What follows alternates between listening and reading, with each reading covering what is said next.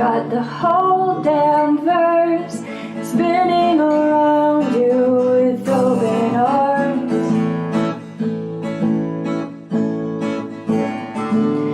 It's a race against time that plunges you deep into the black. What are you gonna do when the void stares back? You'll never stop the revolution. Time to begin your evolution. Take a leap of faith. You gotta break the illusion. You gotta make your own solution. Take a leap of faith. The future's just a void, jump away.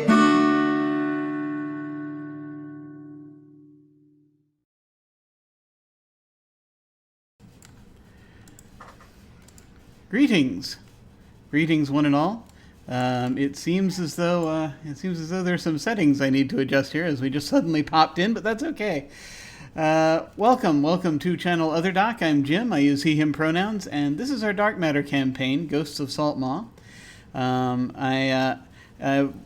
Before we go around and say hi to everybody, I just want to put a reminder up that, as fate would have it, since we didn't do the Sprawl finale last week, our campaign is still ongoing for the Bale Project. We are Team Phyllis, so if you would like to go check that out, the link is in the chat. That's an organization dedicated to providing bail assistance to protesters, which is incredibly important, especially right now. Also, I recommend folks check out Campaign Zero. I'm also putting that link in the chat, and that organization is dedicated to ending police violence. So please take a look at those when you have a moment. In the meantime, let's go around and say hi to everybody. I'm playing Cole Hayden, Human Gunslinger, and now we shall go over to Anino. Hello. How's it going, everyone? My name is Anino. I use he/him pronouns, and for this campaign, I play the effervescent Avia Ra druid known as Rekmara, who also uses he/him pronouns. Extraordinarily effervescent, yes. And now over to Cazimi. Hello. Hi, I'm Cazimi. I use she/her pronouns, and tonight I'm playing Klangswell Nunefritz Holtzbottom Thunderstruck, the space gnome who uses they/them pronouns. Awesome. And now over to May. Hello. Hi everybody, my name is May. I play Lasness Chain Tower.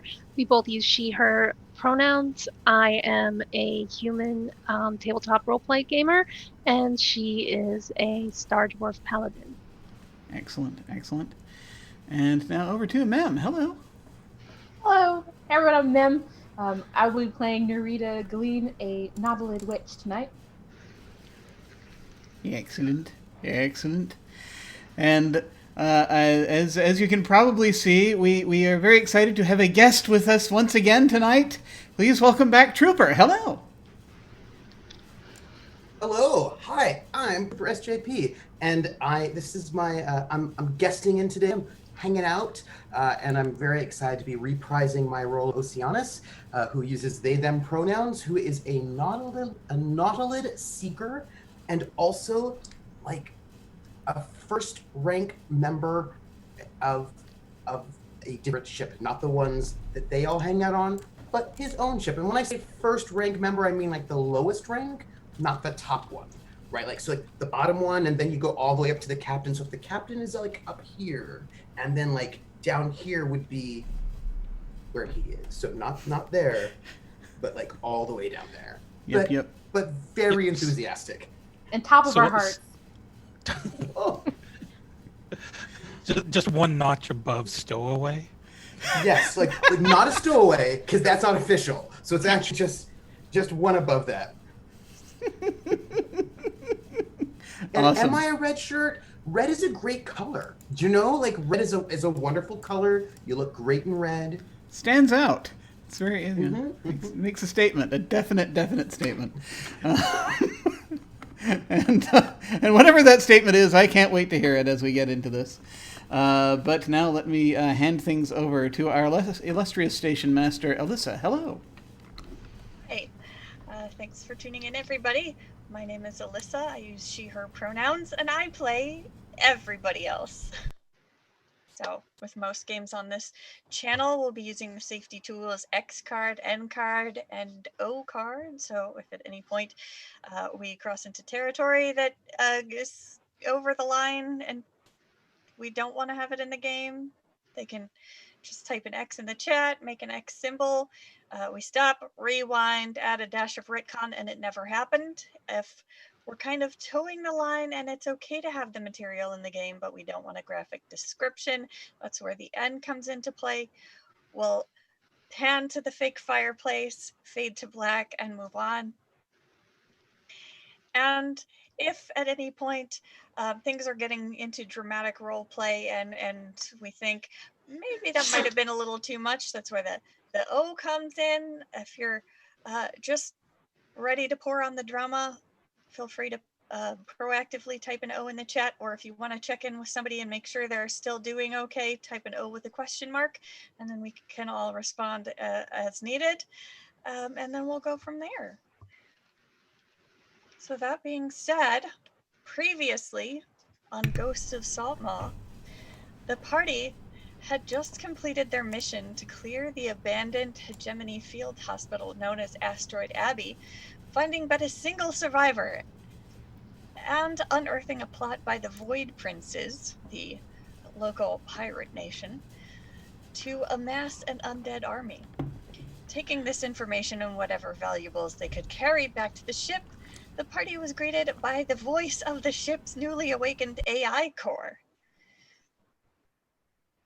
The AI referred to itself as under new management, which Fritz abbreviated to UNUM, and explained that while it had access to logs dating back to well before the party had come aboard, it had first become aware around the time that Fritz had upgraded the engine.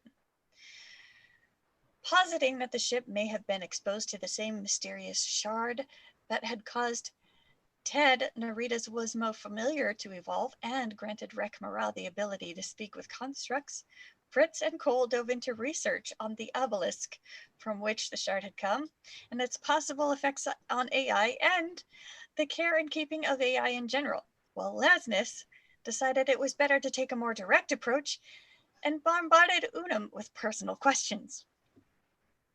They learned that while there was a druidic circle dedicated to the study of the obelisk, very little was known about it, except that both scholarly journals and popular fiction seemed to agree that it was responsible for the evolution of the vet. Lasness also learned that Unum seemed to have an affinity for Kama, or the ambient lo-fi remixes of Com Chatter, known as Com-A. Meanwhile, the crew's resident druid of the obelisk was conveniently absent exploring Girma Station. After engaging in some strange bartering rituals with the three gnomish spinsters who ran the local haberdashery known as Incognito, he returned to the ship with a roguish new hooded cloak and a broad-brimmed hat, the latter of which he presented to Narita as a gift to go with the magically imbued hunter's coat he had recovered from Asteroid Abbey. Narita herself had spent the day draped in yards of silk, treating herself to a little luxury without the encumbrance of her aqua suit, and reading through the old books she had brought back from the Abbey. Within the weathered pages, she found reference to an incident known as the Brain Wars, which described a battle for resources between two psionic races. The resource in question being humanoid brains, and the possible use of undead minions to combat these psychic threats. When everyone was satisfied that they had learned as much as they could, they decoupled from Girma Station and jumped back to Saltmaw, which is where we come in. You find the station in an uproar,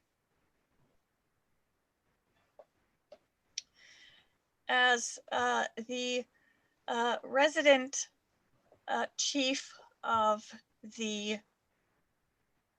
Sepulchre Knights, a Vect known as 5-0, and a few other volunteers seem to be attempting to corral a creature that came aboard the station on a merchant vessel and escaped from captivity and is currently running amok.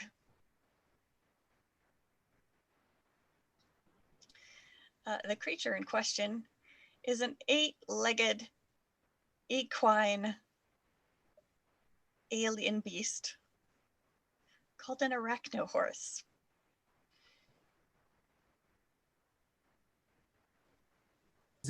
Is it as big as a horse? I'm just asking because it's called an arachnohorse. So okay, does it look like a tiny horse, but it's like does it look like a horse, but it's like spider sized? Or does it look like a spider, but it's horse sized? It looks like, you know, that 8-legged horse in like Norse mythology. It kind of looks like that, but it can climb walls like a spider. Oh, that doesn't seem good. Ooh, that's not good. Couple that with zero gravity, you have some really interesting things going on.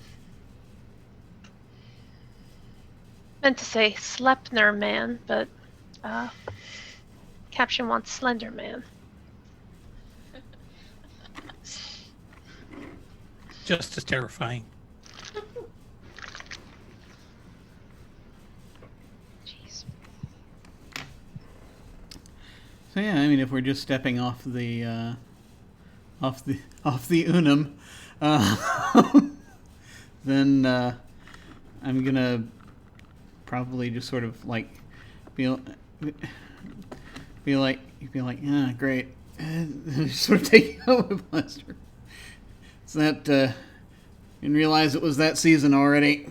And, just sort of head over to a places where there might be cover crates and what have you, and begin attempting to assist.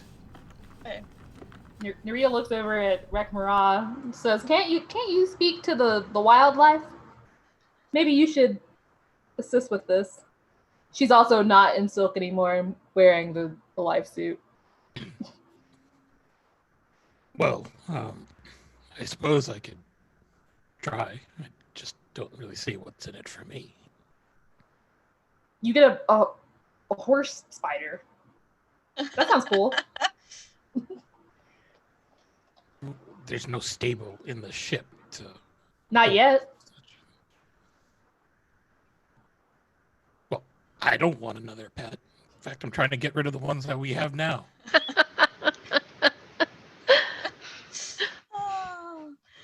So the chief of security sort of overhears this conversation and calls out, if you help us contain it and transport it to the menagerie,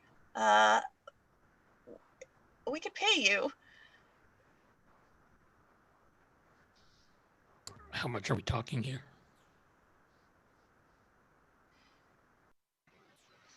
What's the going rate for a transport job these days? Well, wait a second. Can Lasnus butt in, if that's okay? Yeah. Okay. Does it or does it not have poisonous spit? Because that will affect the cost. It does not.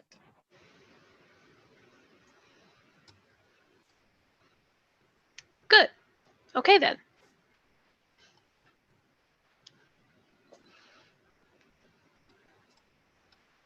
Rita kind of looks over at Lasnus like, are you going to corral it? Can you speak to animals?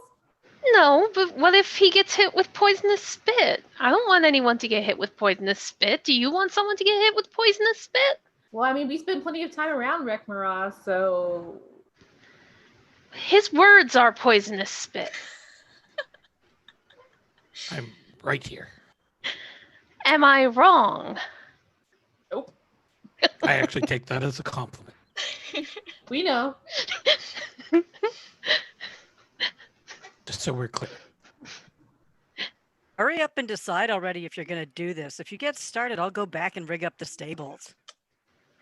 We're not keeping an arachno horse. No, We don't but have we a have to need for an arachno horse. But we have to ship it. we have to transport it, unless you plan to like ride it through space, which you might do. I don't know.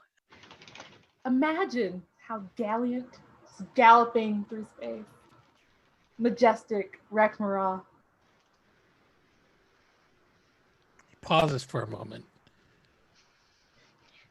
We could add something that spits out poisonous spit if you want.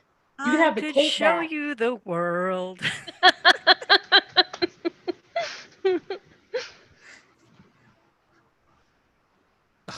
Whatever. I don't need an arachno horse. You never But know. we need money. It's not my fault you guys aren't spendthrifty. Hey, do you like a ship that can get you from point A to point Q?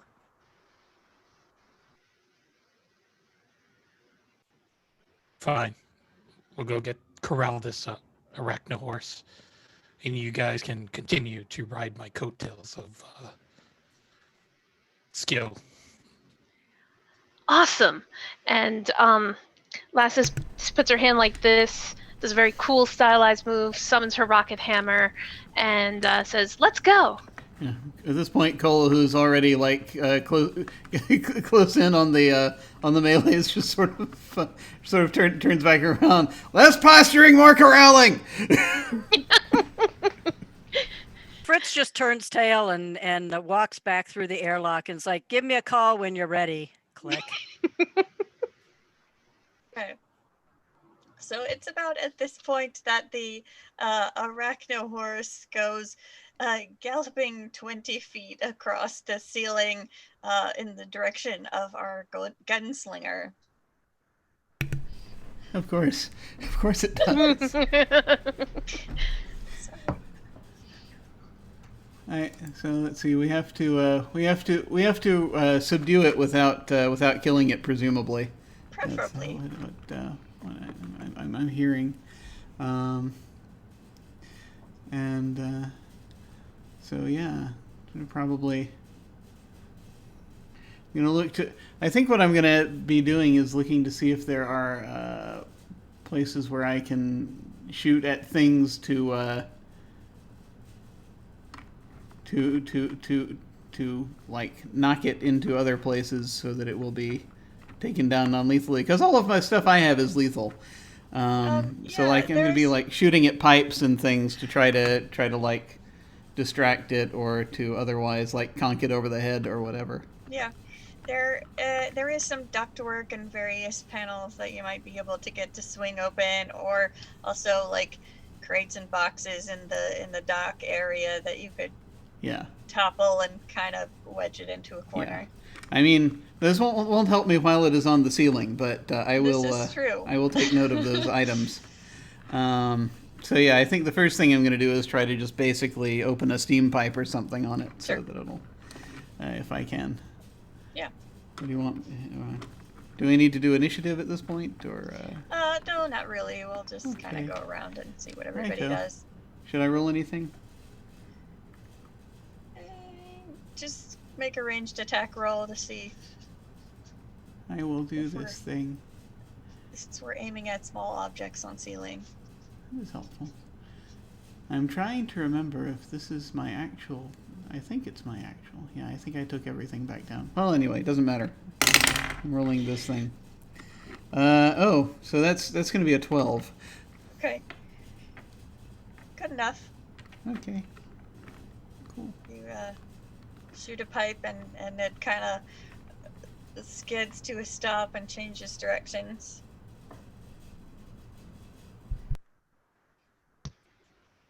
It sort of comes down the wall and now it's heading toward Rekmara.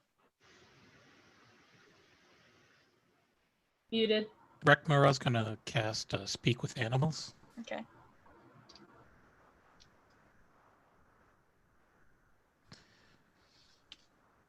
And once he casts that, he's just going to hold up his staff, his son's staff, and his hand out. And he's just going to say, "Whoa, slow down. Can we speak for a moment, please?" It kind of slows and then stops near you, looking a little confused and curious. What's got you spooked?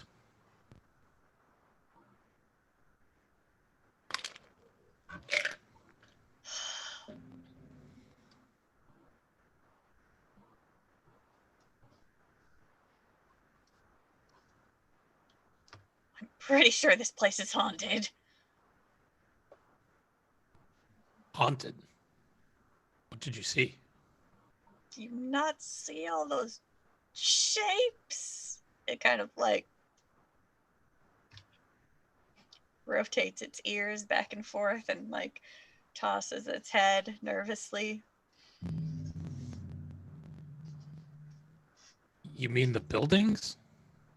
No, I saw something moving out the corner of my eye.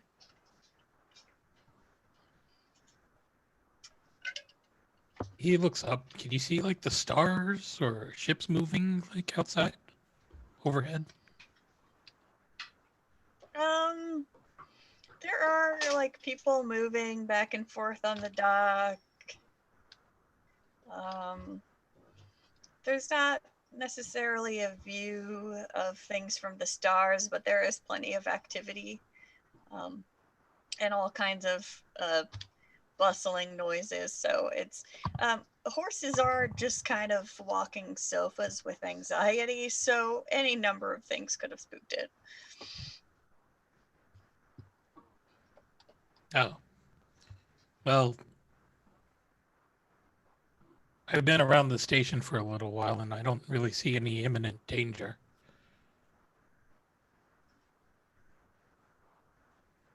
Are you sure? Pretty sure. But if it will make you feel better, my associates and I will escort you to your intended destination. Make an animal handling check. Or persuasion, since you're actually talking to it. Right. Oh, that's going to go real well.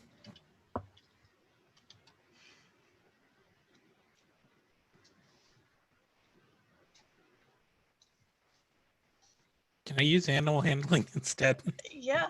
Okay.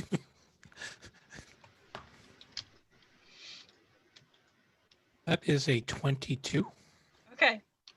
You were able to calm the arachno horse and convince it to go with you. Excellent. Does it have any reins on it or something?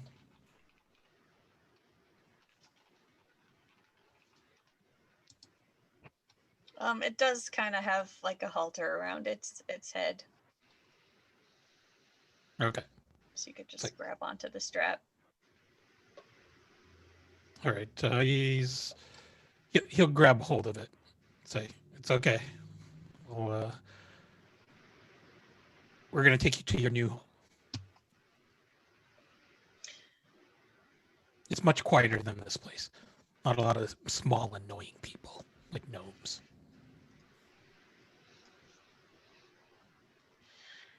Or dwarves. I was about to say, I was the one that was being mean.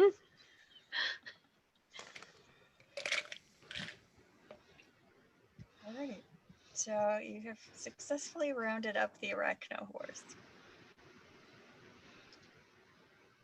And Fritz will sort of set up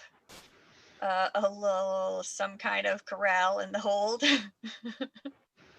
Just converting a space that we previously used for reptile people eggs or something. Yep.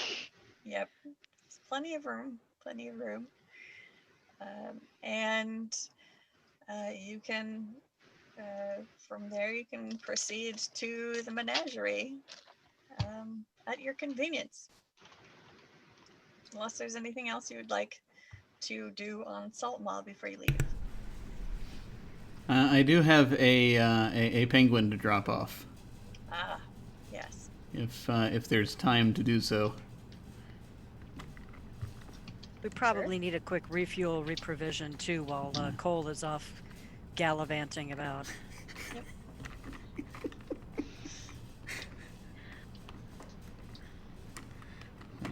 We don't need to play mean, through it. I'm just gonna go and. I was give gonna say, it last time some- we left him alone, he jumped off a cliff, so we got to be careful. I mean, it's true.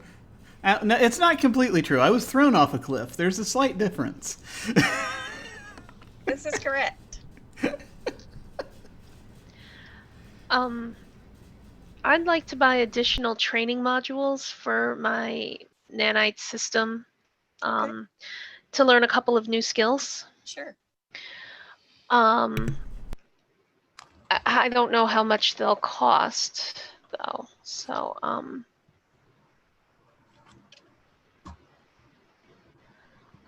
I wanted to know if I could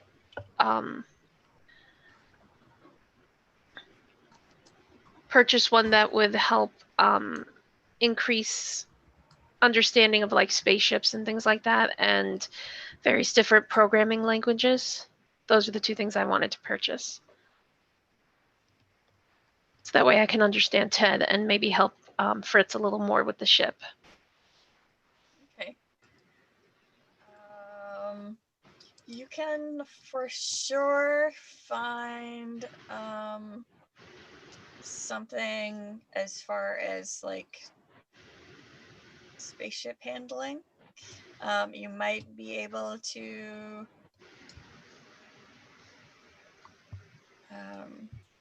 find the other as well. I'll just have to do some searching. It's almost like I take pride in not making it easy on you, our station fine. master. I'm sorry. It's fine.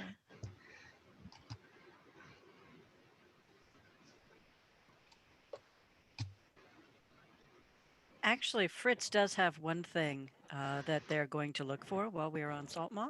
Yeah. If Fritz's calculations are correct, this is approximately the time that abandoned storage lockers go up for auction. And so Fritz is going to put in bids for a couple of random storage lockers that he thinks may have something to do with maybe having, parts of stuff, preferably not organic kinds of things. Just because you always need more parts. Okay, sure. Also, just double checking. We now have in our system, I'm looking on our sheets, guys, page 3 of 4, if anybody wants to look along with me. Whoa, that got into teacher voice fast. The systems that we've put into this are we have a shield generator added to our ship. Is that correct? A fabricator? You already have a shield generator. Yes. You were That came with able the ship. to Yes. boost your shield generator by Mhm. 1 point. Okay. You could upgrade your shield generator if you so choose, but currently you just cranked your current one up to 11. Mhm. Or rather, 6. It started out as a 5. Okay. And yes, you just installed the food replicator. Yes. So that can be considered the fabricator on this, because there's, yeah. Okay. Yeah, that's the fabricator. All right. We have an arcane terminal, but not an arcane cannon, so don't click that. Right, and the arcane terminal is specific currently. I Yeah. think Fritz is going to work on making it generic, but we can work on that.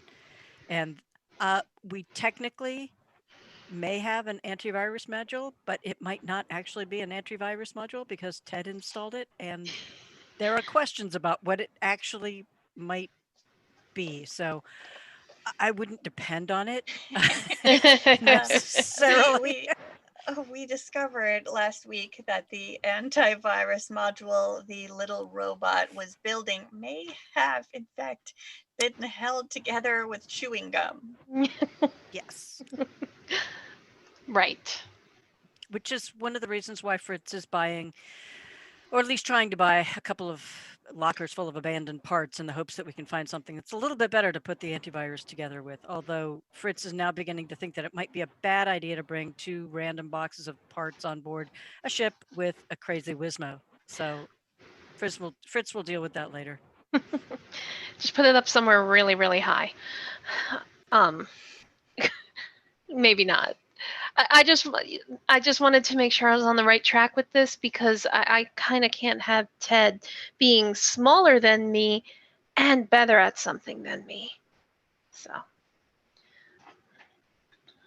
He's the best at putting wires through grapes, though. So I'll give him that. He can have that. did we make it so that Ted could talk yet? I know Fritz was working on something. working on installing a translator. So it might not be the best. You might get a lot of beeping along with the occasional words, but it's an approximation of what Ted's wanting to say, which sometimes doesn't make any more sense. Yeah. Also, another question: if Narita's in the life suit, would she be able to understand Ted with the universal translator? Yeah, probably. Oh, whoops. But Narita was floating around the deck in the silks at the time that he was going on and on and on. So only most recently. I think he talked before that, and she was like, "What?" Yeah, maybe your translator was still calibrating to the beeps and whoops. So eventually it'll start to pick up on the intent behind those sounds. Okay. Well, and he evolved a little bit too. So maybe between the two things. Yeah. Yes. Yeah.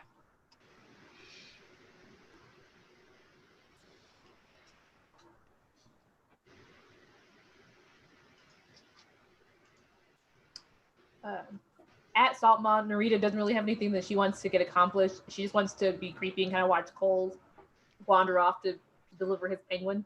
Yep. So she's got stars in her eyes, like. Cole wanders off, accomplishes his errand, wanders back. Probably doesn't say much.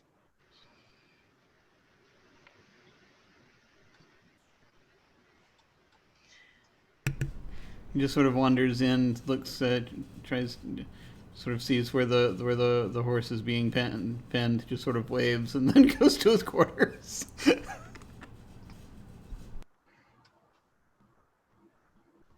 This lets her rocket hammer reabsorb itself back into the rest of her nanite armor, and says, "I'm going to do a little shopping. I'll be back." Okay.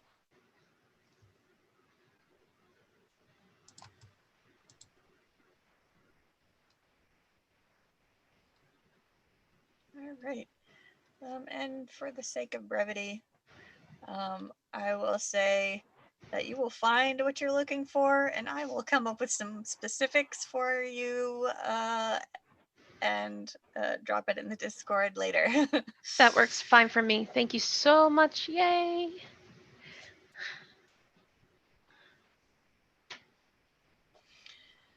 So,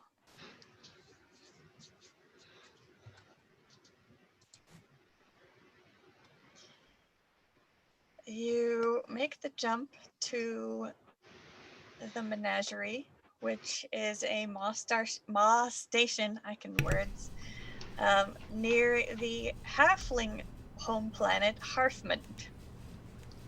It is a sanctuary for strays and stowaways that wouldn't ordinarily be found in deep space, sometimes brought to the station by amoeboids for study, and sometimes taken off of ships where they aren't wanted. These creatures are cared for by the Maw Keepers and the station's halfling inhabitants until such time as they can be returned to their natural habitats. Apart from a few residents whose planets have been destroyed or otherwise rendered uninhabitable, the menagerie's guest list is constantly changing, and as such, the station has become a popular destination for astrobiologists, druids, and tourists alike. So you put into port at the Maw station, and you can hand over the arachno horse to the stable hands, and you are free to explore.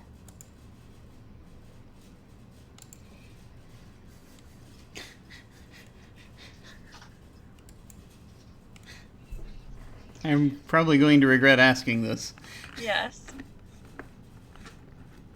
but this is basically a home for wayward beasts of various types, right?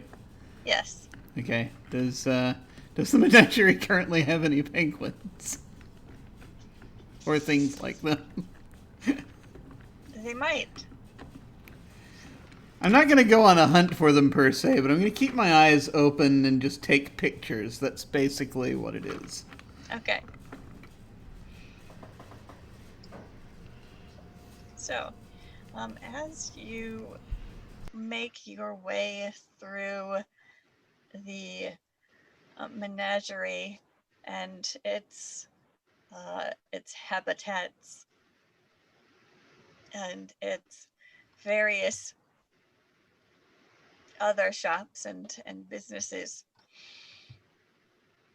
you see a familiar figure in a red aqua suit.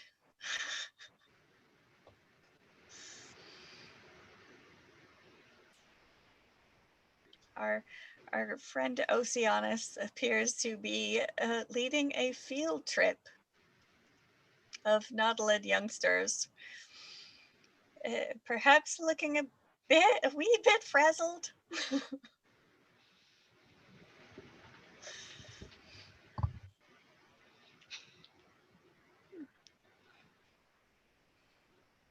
There are like how many of them?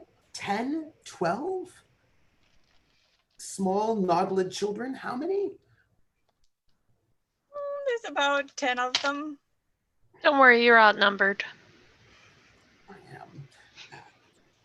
And I imagine, you know, Oceanus is there in the red aqua suit, and there are probably like 2 Nautilid children like on top of him, so just kind of like crawling on top of him while he's trying to, while they are trying to sort of keep them sort of in check, and then they're also holding the hands of like some other Nautilid children. The Nautilid children are supposed to be holding a rope. You know how like when you're on the it's the newest thing. You're on the field trip, and all the little ones are supposed to hold on to the rope so that nobody sort of goes missing. And Oceanus is holding this rope and some Nautilid children and looking somewhat panicked, actually. They are sort of, they seem to be in a bit of distress as counting the children, looking around, and like there's an underlying sense of something being wrong. Something is not right at the moment. Like low-key panic, you know, like when you're in a panic, but you don't want the kids to know you're in a panic because then they will panic, and then it will just go all bad at the moment. But they're in a bit of a panic at the moment, while surrounded by a bunch of Nautilid children.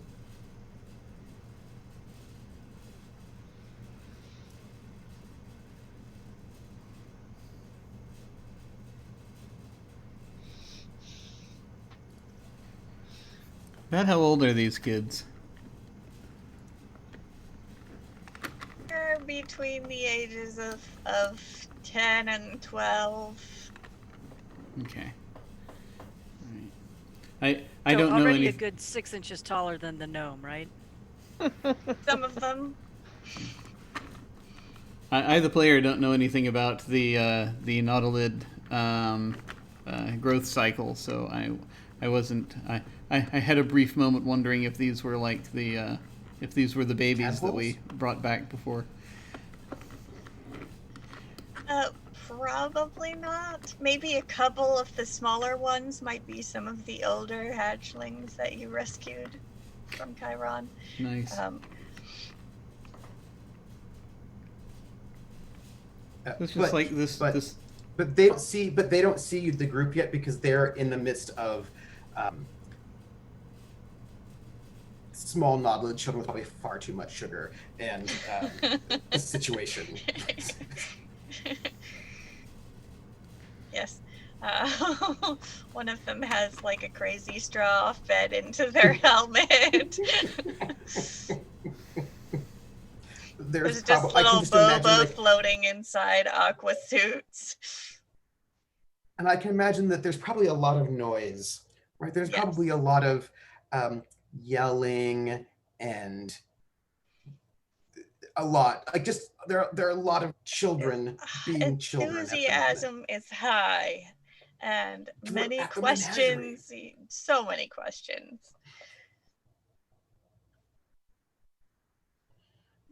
Rita kind of looks around at everyone else. It's like, is that who I think it is?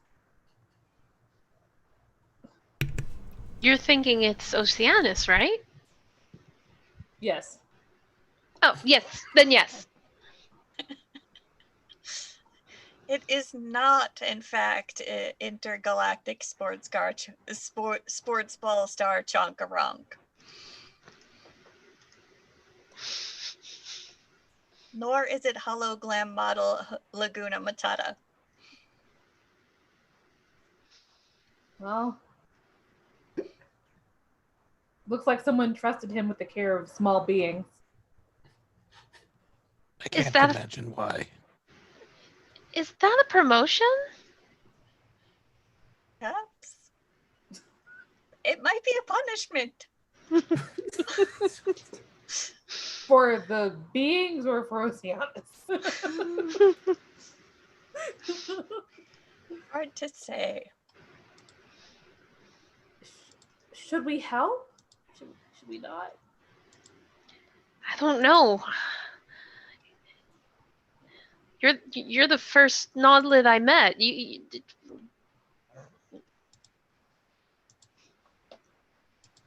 I mean, if we really want to hypo spray to knock him out, we could probably do that. Is that a thing that's acceptable to do to children? Fritz kind of looks at the look that Narita just gave them, and it's like, okay, no hypo spray. I feel like that's probably not an okay thing to do, perhaps. So Gnomish culture might be a wee bit different on that matter. Rita just very gently whispers, "No traps," and then walks up to Oceanus. Hey, hello there.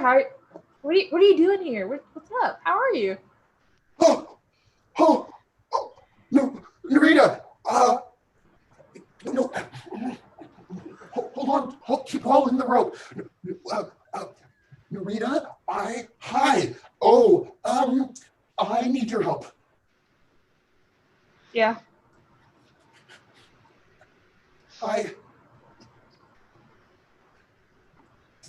Do you count 11 children here? Rhea looks over, quickly checks again. 10.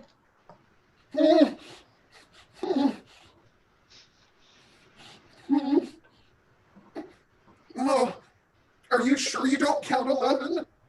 If I include you, yes. No, not including me.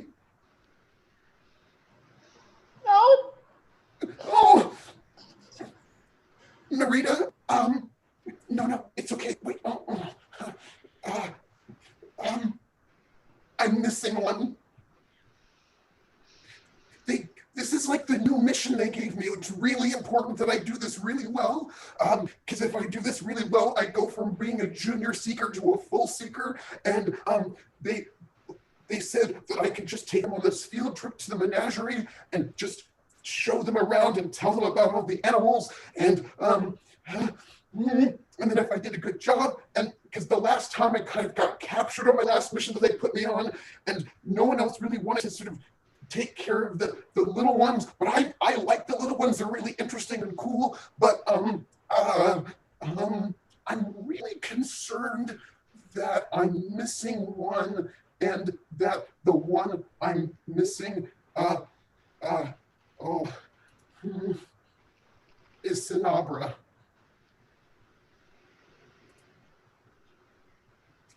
You don't know who she is. No, I don't. You're gonna be missing a couple more, and notices a couple little ones like wandering off. Oh no! Wait, she's the captain's daughter. Wait, no, come back here. And they try to like keep them all like keep your hands on the rope, everyone. Don't let go of the rope. I think I'm missing the captain's daughter. Okay. Where's the last time you saw her? There were these penguins. And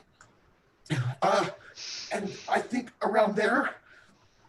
Okay, well, let's head back, and we'll help you keep an eye on the rest of the 10.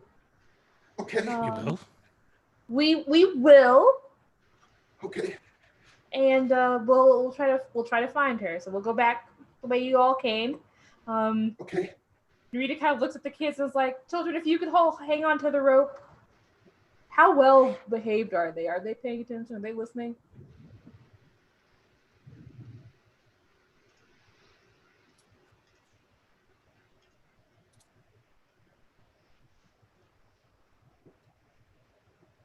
You're muted, station mistress. It seems like maybe most of them are, like half of them. Most of them just seem like really enthusiastic. They're not like fighting or anything. They're just, very eager to see the sights. Okay. Fritz is going to do a quick dig in the bag and pull out a handful of RFID stickers with ID numbers on them and peel them off and smack them on the backs of the suits of the kids. Gosh. Hopefully surreptitiously. And then just line up the scanner so that even if we lose another one, we'll be able to find it again. All right. That's a proud gnomish tradition she just used. Children tracking. All the rage. Darn straight. Yeah. If you got more than 3, you need that. Otherwise, you just tie them together.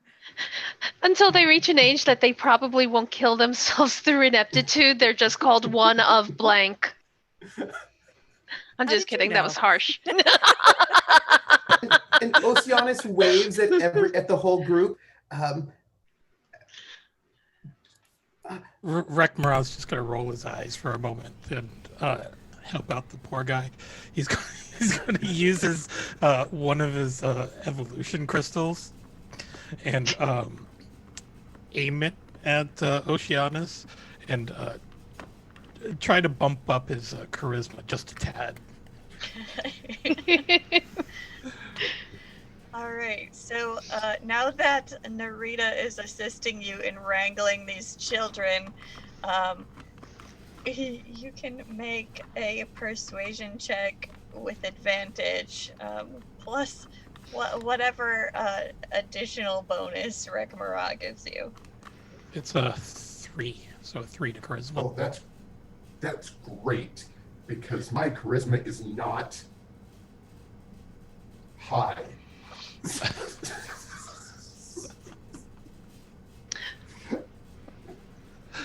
And also I don't have persuasion, but perhaps it's okay. Ooh, 22. All right, Out of excellent. a person with a You're charisma able- 10 and no persuasion. Good.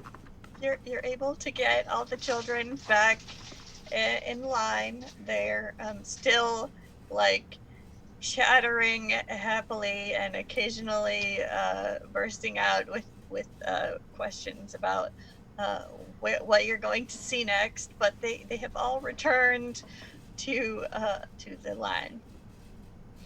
One of the things that Oceanus does to get them all sort of wrangled is they start singing this sort of well-known Naudlid sort of folk song that involves a lot of call and response with swim it, like it's okay. This is it. Are you ready? I know you're not ready for this, but it's fine. So Oceanus, using this sort of great inspiration, starts singing to the little Naudlid kids. Baby Naudlid do do do do do, baby Naudlid do do do do do do, baby Naudlid do do do do do do, baby Naudlid. And the little Naudlids, sing along with me, get them corralled. One of them starts singing about a baby space shark. And they're baby space sharks, so they're like baby space gnomes, and like mommy space gnomes, and get them a little distracted. But you could tell that Oceanus is still a little stressed because there's a missing child. There's a missing child who's wandered off and is not currently here. Is the most maudlin baby Naudlid song you've ever heard. If we sing it loud enough, we'll hear her call back. In the chaos of the corralling of the children, Cole, hopefully without people seeing him, will kind of wave and wink at the two that he recognizes from the pod or whatever that we rescued. Yeah. And he will actually, once we're sort of moving in the right direction, hopefully, he's gonna kind of just sort of he's gonna greet Oceanus and say, "Hey, it looks like they've got your hands full." Yes, I was given my second most really important mission. Field trip. Yeah, good. Are they treating you okay over there? Yes. Well, I'm a junior seeker. Yeah. But I mean, I lost one. Well, I mean, they got to be around here somewhere. They usually, make a beeline, right? I would think, for whatever it is that they saw that they find really interesting, or if they picked up candy or something somewhere, they saw someone giving out something like that, maybe something like that. We'll find them. I last saw her. The last time I remember speaking to her was by the little penguins. Oh. Oh, where are those? This way? Oh, that way. They're baby penguins. Well, I guess we'll start there. In blue. Are they? Yeah. I hope they're not carnivorous. Why would you say that? Wait, No, don't worry about it. Naudlids are pretty sizable. The penguins are small. It's fine. Okay. Unless So they're they're the penguins from Vogon 27. Nurita just stares at Rek Mirage, just like. Oh. It's fine, Oceanus. Let's keep going. Come on, kids. Come on, let's go. Baby, Naudlid do do do do. Baby, Naudlid do do do do.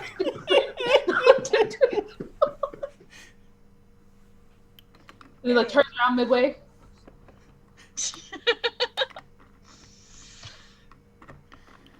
And just Oceanus real surreptitiously and covertly, so no one will notice. Although also,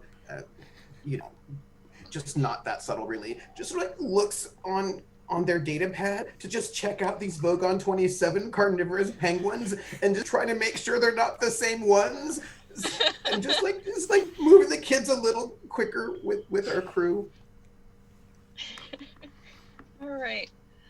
So you make your way back to the penguin habitat.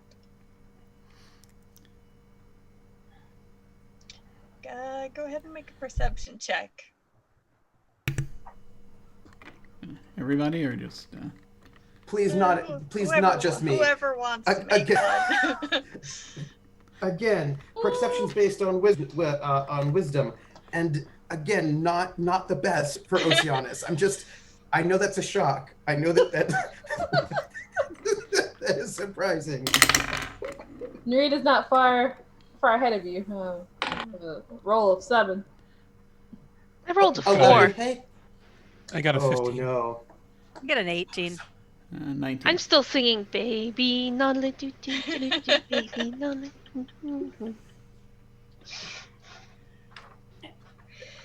And I'm also Lesbians. distracted by trying to keep the rest of the kids Yes. in the rope. A But, recent graduate of Star Scout School.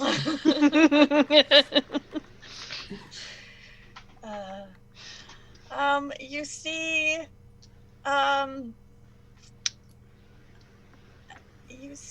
a figure that looks about perhaps the size of the children at the penguin exhibit, who seems to be working on a small little maintenance bot.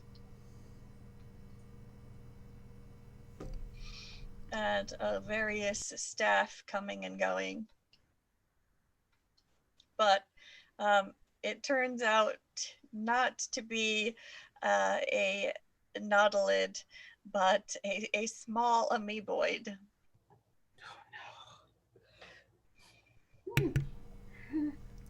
Don't worry, we're not beat yet.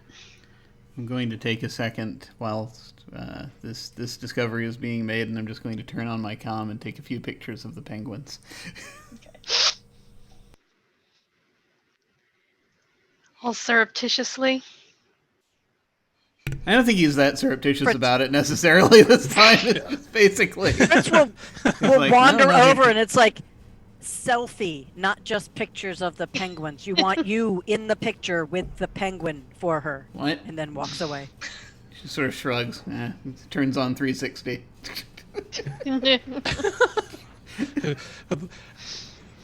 Rekmara is just going to go say aside to Cole, like, I can just call one over here. Or call a couple over. What? Oh, I mean, it's no big deal. I mean, we got a kid to find. We don't want to. We might as well ask the penguins if they've seen it. Not with children around. So. That's actually not a bad idea. See, Rekmara just loosens his shoulders, makes a few caw sounds just to loosen up his throat a little bit, and then he's going to cast Speak with Animals again. Okay. This spell's getting a lot of use today. And, he'll just call out, and he sounds just like a penguin right now. It just goes, "Excuse me, my beaked brethren. Do you have a moment to spare for conversation?"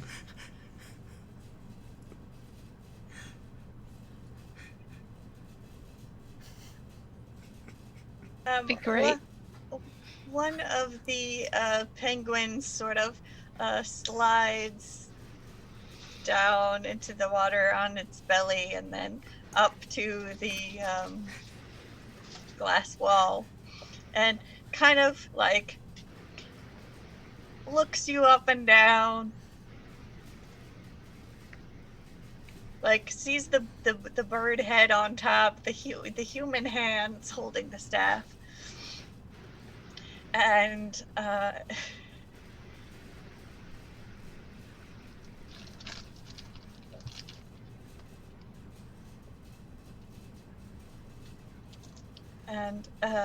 it says,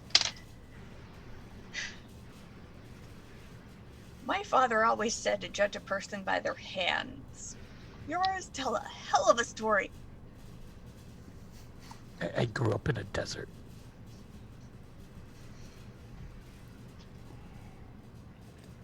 It kind of splashes some water.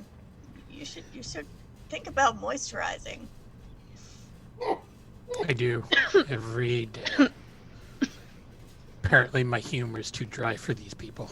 He gestures back at everybody else. She elbows There's Oceanus. Oceanus. Nautilid children everywhere. What do you think he's saying? That's what we're hearing. He's like, It's like, but anyway, my associate here needs pictures because apparently he needs to impress some woman who adores penguins. Tell him But he should bring her a shiny rock. I'm sure that Or a dull rock, or a big rock, or a small rock. But a rock. Bring her a rock. Yeah. I think it would go better than the last gift he gave her, which was basically a facsimile of you. But anyway. Was it made out of rock? No, it was made out of like cotton and fabric. Those are soft rocks. It can't even go in the water. I know, right? Anyways, and he's just going to pick up one of the Nautilid kids and just hold them up to the glass. Just say, our associate here, who is in over his head, has lost or misplaced one of these. Have you seen one wandering around by itself here? Yeah. She was here Really? for a long time. Where is she now? Swimming?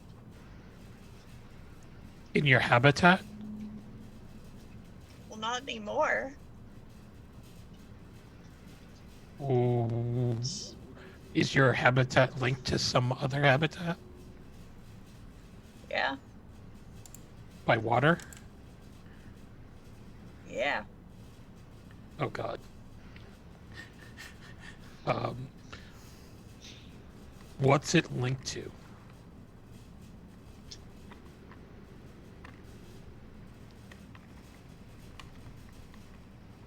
I don't really know. There's like a tunnel, and there's usually a grate there.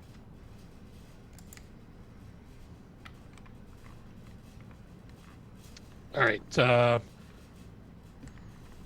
Will you, if I send the witch over here, and he gestures at Narita, if I send her with you, will you guide her to where you last saw her? Sure. All right. And yeah, what's your name again? The penguin? Yes. Skip. Skip. Okay. Well, I thank you for your time. Make sure that this clumsy one gives you a shiny rock for your troubles.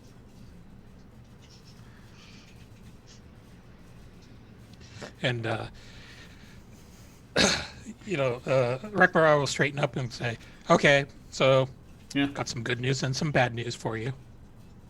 Okay. Which one should we have first?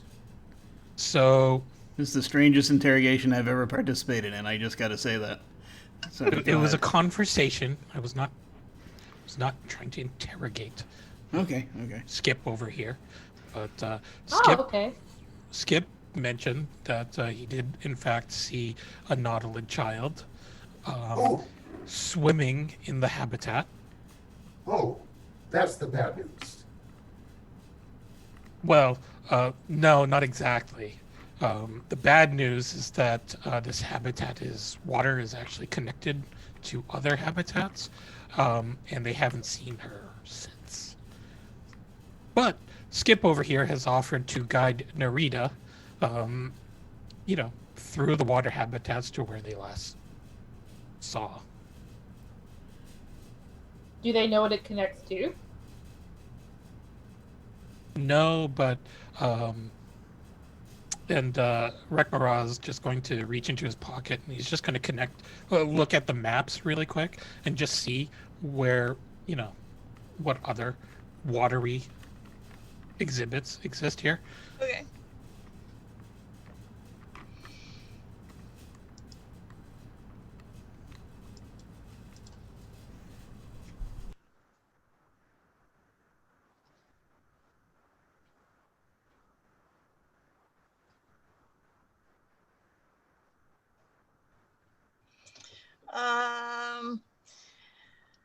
Off the bat, there is a cephalobore exhibit, and there's also something called Barnacle Bess. Barnacle Bess. And I'm sorry, did you say a cephalobore? Like a half cephalid, half boar? Mm-hmm. So on a scale of 1 to 10, how bad is it to kill one of these things if I have to when we're swimming through the exhibit trying to find a child and it attacks? Just for the record. That I don't know, but maybe I should probably go with you. Keep the kids from the cephalobore, habitat, I guess, for a bit, just in case. Yeah, probably. I mean, I'm pretty sure those are omnivorous. Okay. Hey, you don't have to worry about it too much. I've got the coordinates of your suits logged in here. You just give a holler on the comms, and I'll make sure they nuke it from orbit. I am pretty sure that will not be allowed.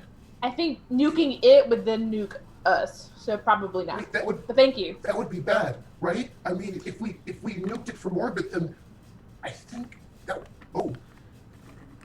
I think no Fritz is nuking kidding. from orbit. No nuking So from orbit. collateral damage is not a good idea on this one. All right. Otherwise, I'll just track you. How's that? That sounds good. All right. Okay. So, yeah, maybe Oceana should come along too. I'm pretty sure that the dwarf, the gnome, and the Wait. Who deals penguin with the... fetishist will be able to handle all these kids for a bit. Oh, happy to. I've got plenty of rope in here. Hang on. That's fine. Why don't you take them to see the cephalobore exhibit, and then we'll go to the Barnacle Bess exhibit, and we'll go from there. All right. So as the party makes their way toward the cephalobore habitat, we are going to go to break. Excellent. I make sure the kids know that that Fritz is very friendly, as is Cole. Like I introduce the kids to all of the group, and I introduce them sort of like this. All right, so this is Lasmus, who's a good friend of mine, who likes me a whole lot. This is Fritz, who also saved my life and is really great. This is Cole, who's very friendly, and everybody knows it. And also, this is Rekmara, who is so funny. He's got this great dry sense of humor, but also, this is my very best friend, sort of like my big sister, also taller sister maybe. This is Narita, who is so cool. Listen to them.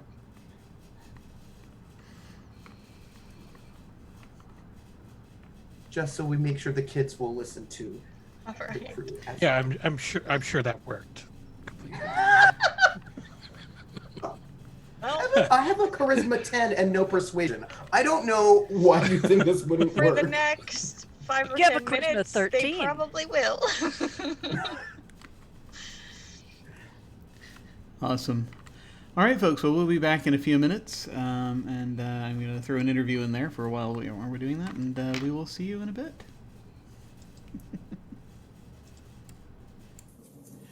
Welcome to the break. I have Gnome with me, and we're going to talk about a few things. Actually, we're going to talk, I think, primarily about things related to safety and getting people into a game when you're sort of starting your campaign. So I think the first thing we just sort of were just talking about off camera was session zeros and how to kind of integrate folks into a game. So tell me a little bit about your process. How do you do all this? So let's start from the beginning when I Sure. was a baby GM and had no safety tools and didn't know that session zeros we're a thing. Disasters can and will happen. You might find yourself at a table that you are not comfortable with. You might find yourself playing a game you ended up not actually even liking. You might end up you're with your friends, you have the right GM, you have the right game, but maybe it's just not the right story and you're not interested. Like maybe you built your character for combat and it's a social political game. So it took a while to learn. I'm still relatively new, honestly, in the grand scheme of like RPGs and stuff. But thanks to reaching out and watching other people and playing at other tables, you're able to learn and collect and understand. And eventually, I was at enough tables where session zeros were a thing, and the established safety tools became a thing. And I was like, whoa, okay, this is new. I don't know what it is. Now, I won't play a game until we have a session zero, where we are physically, I can see you, we could talk, and we could communicate, right? And definitely prefer games that use safety tools. In all of my games, especially henceforth, always use multiple forms of safety tools. And so session zeros are incredibly important, especially if you want to, really for any game, right? You want to make sure that the right people are at the right table. If you are the GM, so you're kind of like the facilitator for the session zero, you want to be very clear about the time frame and the time commitment, right? So when do we play? When do we start? When do you need to arrive? And about what time will we leave? You need to be clear on what game you're playing, what rules that you're playing. If there are any modified or homebrew rules that you want or intend to use, you need to make that very clear as soon as you know up at the front. Sometimes you finagle it down the path, but it's a collective discussion then at that point. Yeah. And you know, if you're streaming it, you want to let folks know like what audience level is it going to be for. Is this need to be family friendly? Is this going to be for adults? Is this mature only? Like you set those, establish those foundations, right? Those expectations. And that's kind of what you want from your players too. You want to know, hey, what kind of story do you guys want to tell? Like, this is what I had in mind as a GM. I'd like to explore this type of theme without having to give anything away. For example, this Expanse game coming up, I love existentialism.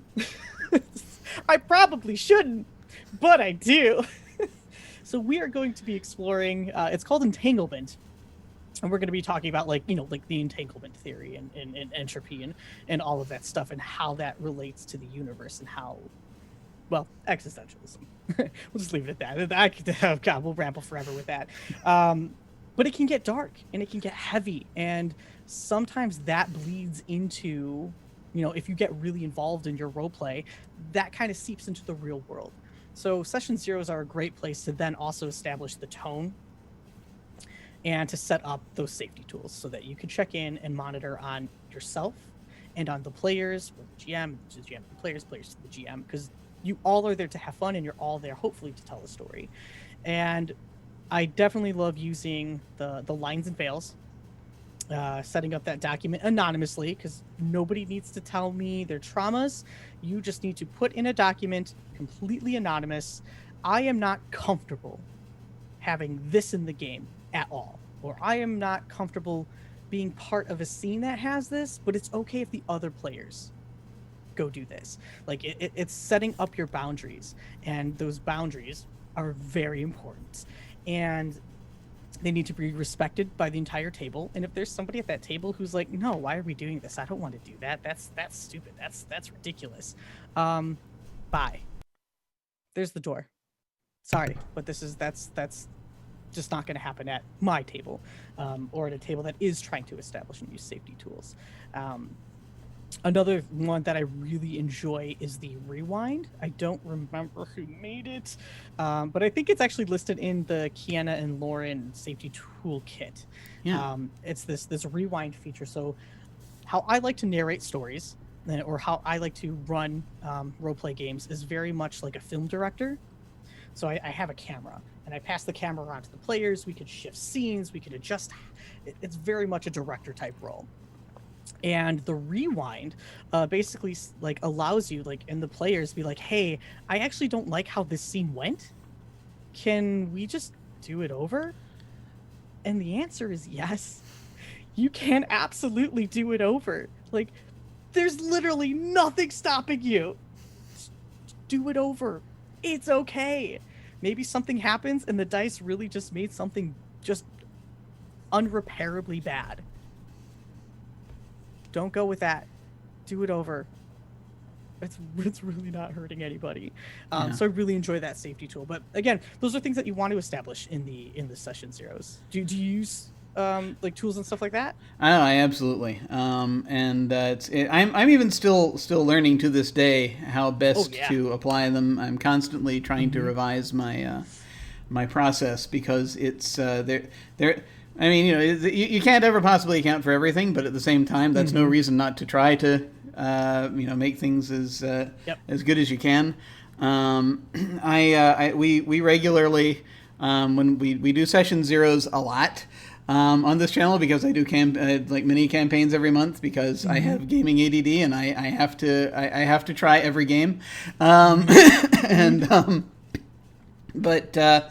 something that even recently we set up the Lions and Veils document during as we're leading up to it. We have session zeros to figure out what people's kind of are wanting to have or wanting to focus on in the game, to make them have the best, make sure they try to make sure they have the best experience. We also usually on this channel a lot, we use the X card, the N card, and the O cards, which are also in that safety toolkit, which has now been, for folks who are not aware, this is now nominated for an Emmy. I think they put it under what is the name it's under is Smooching Knife. If you look for Smooching Knife, I love it. Yeah. Please look for that and vote for that if you can, because it's very important.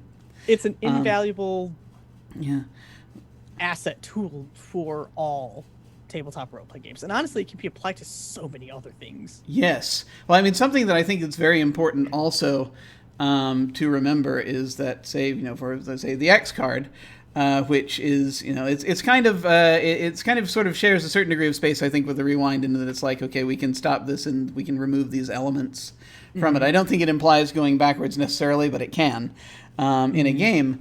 But you can also use the X card in your out of character conversations, and you can use them like if you're communicating through, say, like a thread on Discord or Twitter or wherever, and you need to X card a conversation that's going on. You can do that, and it's very it's important. It's very important to I think as the GM to even maintain, just keep a watch on things as they're going on, and not be shy about the use of it. I've messed up on that, but before, even where it's like things that I didn't even realize were going to be an issue. Suddenly there's a train wreck, or suddenly and so it's like, and it's something where it's just vitally important to remember that you have these things at your disposal and to try to make use of them, I think. Oh yeah, and they're not perfect, right? Every situation, every table, every group is going to be completely different, and some tools may be better for some tables than other tools. And like, I think it's important though, like I've made mistakes before. I had a big secret plot and didn't let a player know about it. That's on me. So like going forward, like you have to listen, right? As a GM, you have to be willing to be like, oh, okay, I'm sorry. This was definitely, this was the intent, but I recognize that it probably caused some harm. What can we do to fix this? What can we do going forward? And you learn from those moments. Like as a GM and as a player, you're not infallible. We're gonna mess up. Having the tools in the place, we're gonna mess up still. But how do you adapt, and how do you learn, and how do you take that lesson, right? That hard lesson, because it's never easy, right? It's never easy to go through and be like, you're right. I messed up. I made a mistake and it sucks. but what are you going to do going forward? How are you going to make it better? How are you going to make sure that you don't make that same mistake again? Yeah. And that's where safety tools really help, at least not as a form of prevention, right? But also is like a continuation of monitoring the game that you're in, and then the post game stuff too. So it's always learn, always adapt, and use those tools. They're there for a reason. Yeah, absolutely. And they'll just make the table better. They really, really will. Absolutely, yeah. And I know people who kind of think of them as like a straitjacket or something that people are trying to impose, and it's totally not that. It's absolutely not that. It actually gives you license to be able to explore things that you want to explore in a game. It actually makes it easier. Because it's like, that if you're going to aim at something dark, that it's like, okay, we know where the line is, and we know there are tools in place to catch us if we're heading over it. So, absolutely. But listen, thank you so much for talking to us about this today. If folks for having me. Absolutely. If folks want to find you online, where should they go? You can catch me over on Twitch and Twitter at Nomadic. All my stuff is typically there, so come say Excellent. Hi. Go check that out. And I'm going to now toss things back over to my future self, who is... Hi. Greetings, future. Please. I hope things are going well. Did you hydrate, future self? That's very important. Very freaking important. But let's go and find out if I've hydrated. And we will see you later, folks. Take care.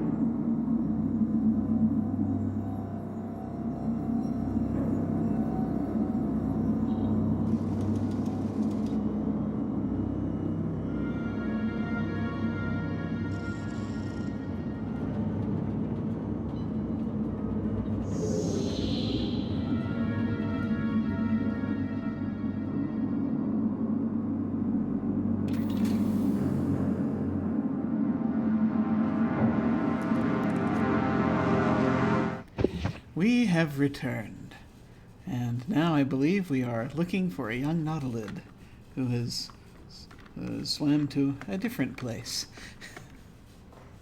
Indeed.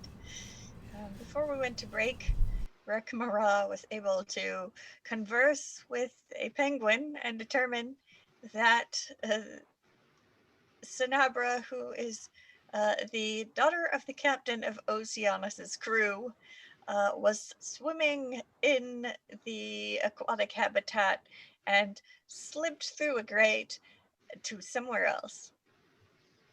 And we have determined that there is a cephalobore and something called barnacle best. So we were heading to see a cephalobore.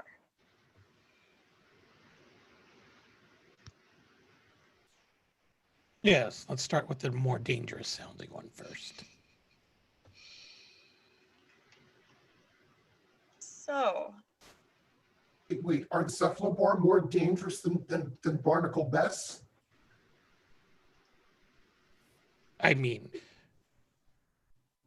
I feel like you just don't name a creature barnacle bess if you don't plan on just,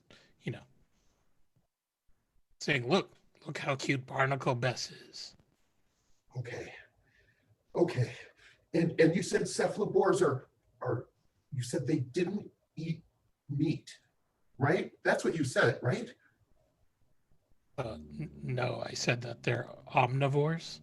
That means they eat everything. Oh. We should probably hurry. Okay. Come on, kids. Hold on to the rope. Actually, Oceanus, we've got this. We get this. You guys go in the water. We'll take them overland here and meet you in the next enclosure. Okay. Thank you, Fritz. How do we get into the enclosure? We'll just boost ourselves over.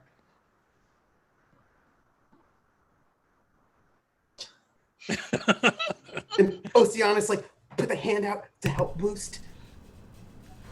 And Narita just kind of like just gently kind of pats him and says, I'll help. And then actually helps everyone else who's much shorter.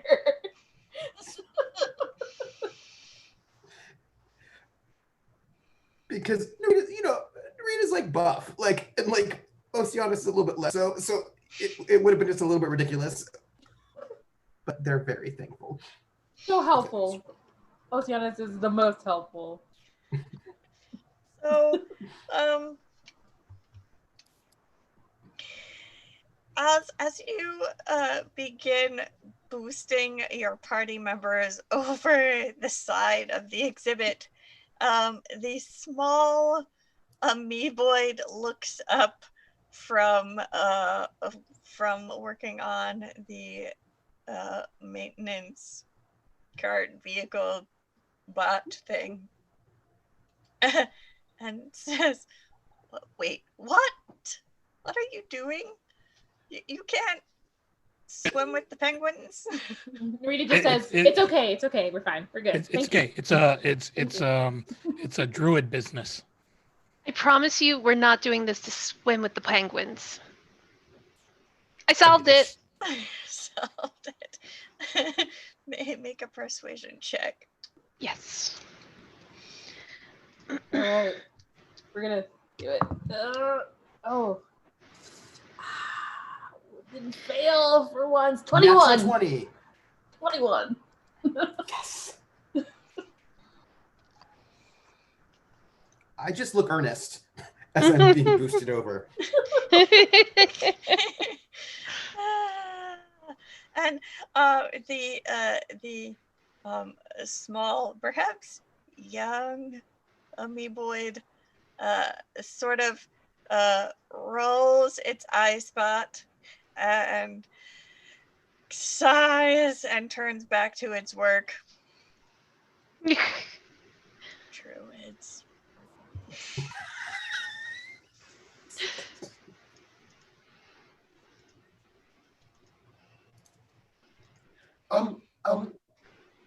Amoeboid person.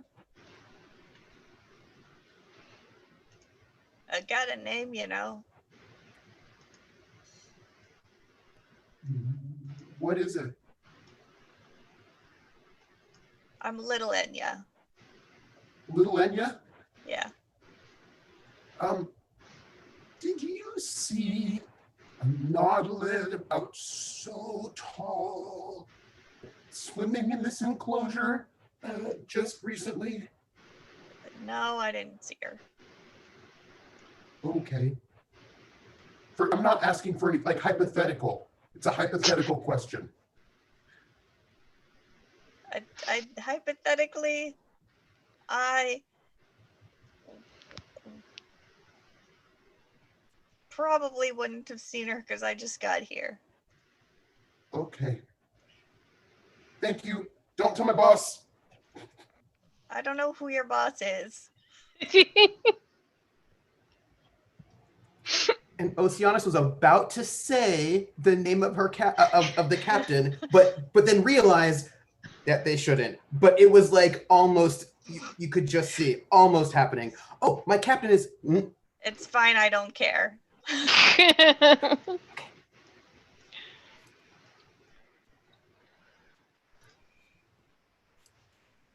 Don't tell my parent I let you in there. We don't know your parent. Good. But we'll find out if you spill. As Dorita's like leaping over the thing. All right. So you climb into the penguin pool. All of this is such a great idea. And Skip leads you through the enclosure down into the water to the grate that leads to other parts of the station. So And while we're there, while we're underwater, Oceanus, just even though you don't need to because we have comms, so it's actually, so proximity isn't actually necessary, but sort of swims next to Narita and just sort of comms over. And I'll just note these comms it's not actually private, like everybody can hear it, but And just says, Narita, isn't it wonderful being in water again? It's the best. It is quite nice, but we need to focus. Right. Oh, Yes. Oh, I can actually do this. Rekmarov is going to actually use a druid skill. He's going to use, I completely forgot that he has animal form. Yes, you do. I created this entire space station for you. Sorry, it's like it's never had to come up. It's like every time you're like, why don't you cackle? And I'm like, why would I cackle? That moment when you realized the whole thing was a setup for you. It's like you see, he sizes up Skip a little bit, and then his form just melds into a penguin form. Originally, I was thinking that he was just going to attach two lines to Narita and Oceanus and sort of like Aquaman it through the water. But no, this is more efficient. There you go. But now Narita sees you as a small, perfect, precious penguin and seizes the opportunity to quickly, like, while swimming, whip out the data pen, take a picture, and then keep going.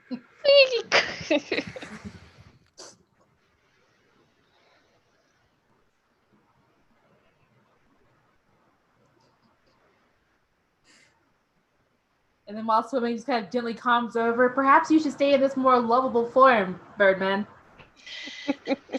How about you just shut the hell up? But it sounds in penguin warble, so you can't tell what he actually is saying. Oh my god, is he a penguin right now? He is a penguin right now. I assume that was also over the comms. This is so penguin. Did you get a picture?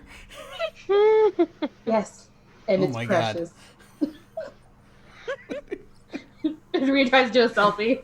Am I supposed to be hearing this conversation? Is this a private conversation? No, I think that's... No, you can I think I also forgot that it was over the comms. Okay, we all end up hearing everything anyway. By the way, it turns out that knowing all those ship's knots is handy. I managed to loop one around pretty much every single leg here. They're at least daisy chained together, You know how and they they're have, not tripping, which is a good... Yep. No, they have like human-sized chess boards. It's like humanoid cat's cradle. Pretty much, yeah. I keep my eyes peeled for any signs of Cinabra, but again, note that my perception is not great and my wisdom is not great because I'm Oceanus. Yeah. All right, so that's just noting it. Okay. Persuasion, yes. Not me doing it. I mean, you doing it against me is really just don't you think it would be a good idea, Oceanus, if you took these children off to the menagerie? Sure. Sure. So the penguin leads you to the grate that leads into the aqueducts, and kind of, well, he'll tell Rekmara that this is probably the most likely egress. Sorry. Okay.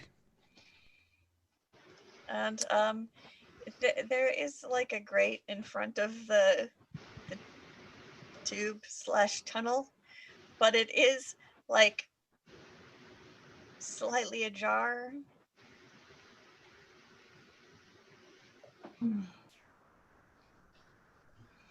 I will investigate Okay.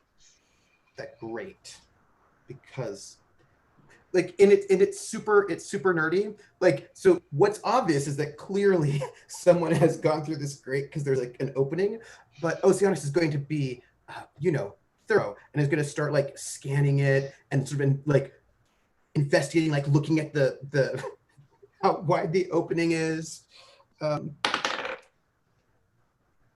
That is a 4. Okay. It's definitely ajar. It might be about big enough for a small creature to have slipped through. It's probably not big enough for you to get through right now. But I say, Look, it's a jar. even though you all saw that, but that was like there's like when you like the obvious, like Captain Obvious, except that I'm Junior Seeker Obvious is more what it is. Yep. We might be sub-junior seeker after this.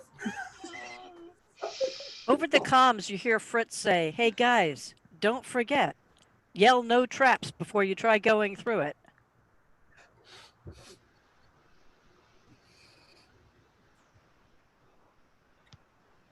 Thank you. Everyone else made fun of me, but it always works. Yeah, they forgot to yell no traps before they went into a dungeon, and guess what happened? Traps. We have learned our lesson. It was traps all the way down. Ever How many since? traps did you just start yelling no traps? It's important. All I right. was just muttering, why would there be traps in a zoo? But nobody understands what he's saying because it's all in Penguin. Narita goes Totally over skip. to the grate and tries to like move it, pull it away so it's full novelid size to get through. But before she Okay. does, I just say, no traps. All Thank right. you. Would you? What skill would you like to utilize to attempt to open this grate? Are you trying to force it open? Are you trying to open it mechanically? With strength. Strength. Okay. Roll strength. May I give her an assist? Yes, you may. Narita, you can roll with advantage. I will begin her assist using my technology skill. Like, oh, that looks like a weak part. That part there, like maybe that one. Oh, on the left. Better. That's not better. All right, 18. All right. You are able to wrench the grate open the rest of the way. It sort of swings off of its attachments, and it is now large enough for the two of you to swim through. Rekmara, you could have already gone through while they were working on it because you're penguin-sized. Hey, You think removing this grate might be bad in the long term? Do you think Space Shark will fly through this aqueduct and eat all of the penguins? Potentially. Oh, These sharks oh. do not breathe water, Oh, They're okay. in space. but Oceanus might not know that. Is there a way to close it behind us?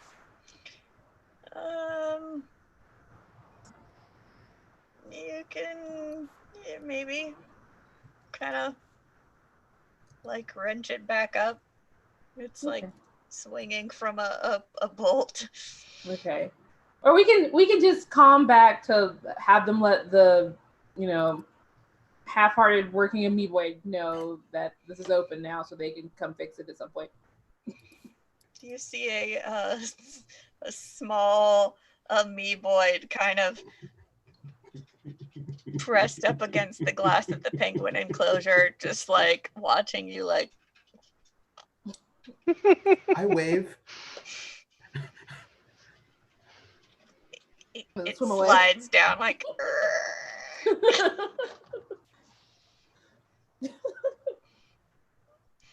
We're going through. We said no traps. We are on our way. All right. So you swim through. Do you want the penguin that isn't Rick Murat to come with you? No, we'll take it from here. Okay. Yeah. Okay. All right. Skip is probably safer back in his enclosure. Skip stays behind and goes back to serenading other penguins. And so you can make your way through the aqueducts and eventually come out in another enclosure. Does the grate look like it has been disturbed? Into the next enclosure? Mm-hmm. Yes, it does. Except this one, rather than like hanging slightly off of a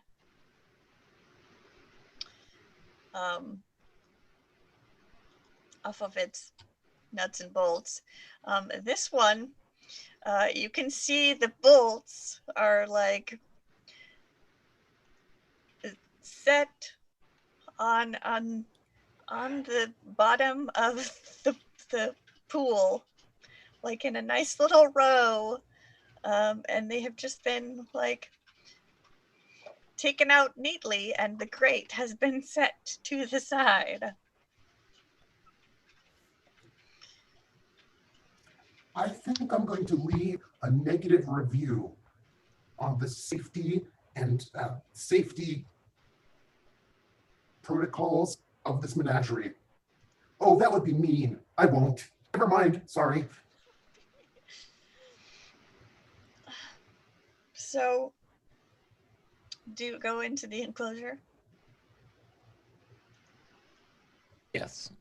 Okay, you swim through and you see sort of lounging, propped up on one tentacle, sort of like a humanoid might prop themselves up with their chin on their hand, on their elbow. A creature that looks like it has the limbs of an octopus, but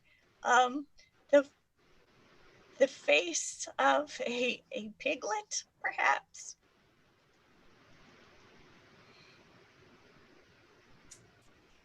Do the tentacles come out where the neck would be?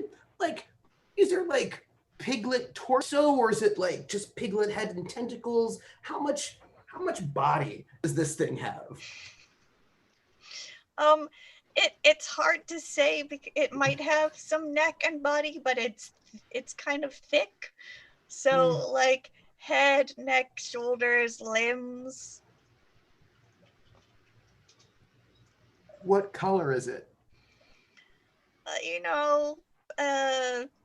Pink. It's like piglet colored, Yeah. but with tentacles. Mm-hmm.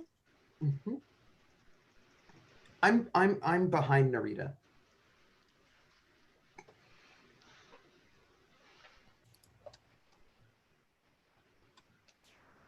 Narita's never seen one of these creatures before, so she's like entranced.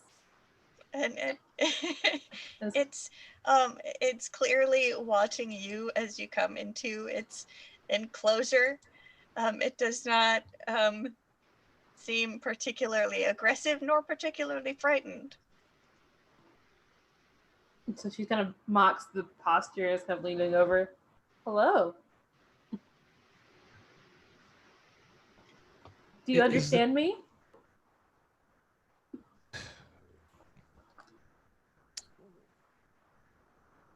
Rekmara's going to look for a shoreline of some sort, or like a pool edge that he could, grab onto. Yeah, there is. And being a penguin, you can kind of just like jump up out of the water onto the. Yeah, he's just going to pull himself over there and then turn back into druid form and again cast Speak with Animals. God, I hope I don't need to heal anybody. The creature, you can see its mouth moving, Narita, and it's making some kind of sound, but it just sounds like bubbling underwater. But Rekamara, as you cast Speak with Animals, you hear it say, "About time. I've been wanting to speak with you." Who, me?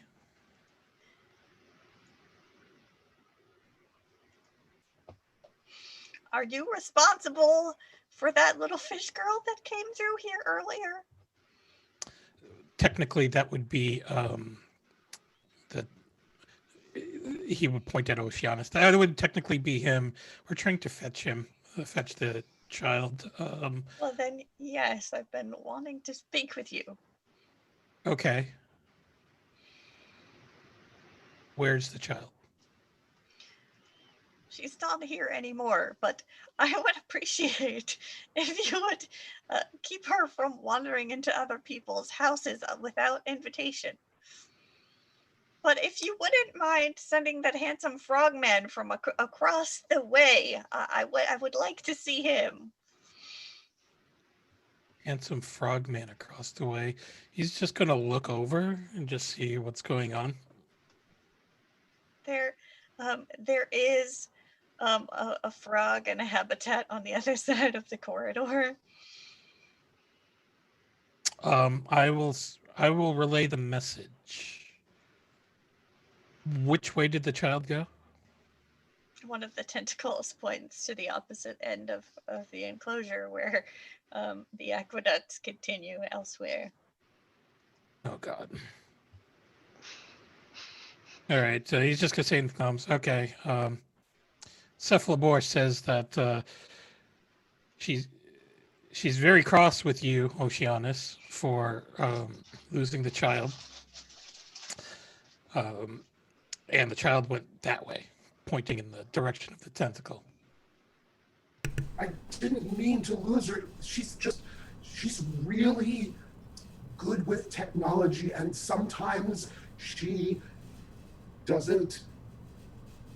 wanders off. I was really trying to pay attention, but there are a lot of them. And, that's all. Sorry. Can you please convey Oceanus's apologies to this being thing? And then Cephalobor. Cephalobor, thank you. And let us know if there's anything we can do once we have retained the child, and we can come back and fix things up. We're supposed to give the frog in the other enclosure her number. All right, great. We can do that on the way back. Perfect. Yeah, that's fine. And Rekmara will just shift back into penguin form and swim for the other side. How long does Speak with Animals last? 10 minutes. So, like, maybe you didn't have to recast it? Maybe the last one still was... Yeah, sure. I mean, I could have probably just ritual cast it, but I don't think you guys want to wait.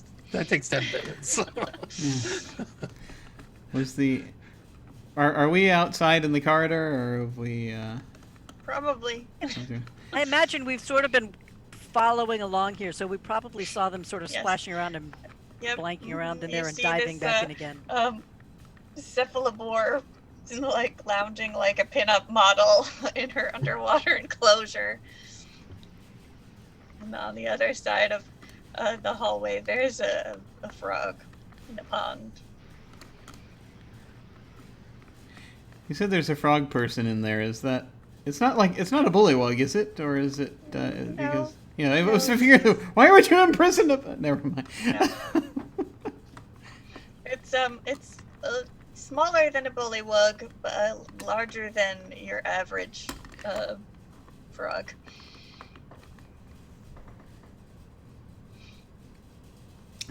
I just casually, once again, as I hear them say that over the comms about wanting to get the frogman's number, I will kind of, as we're passing by the enclosure for the frogman, I'll just kind of like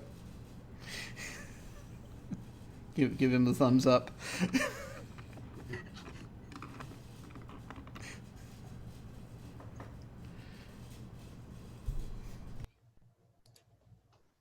I'm following Narita. Narita's like is the alpha, and I'm just following Narita. Okay. I'll laugh. I'm the alpha.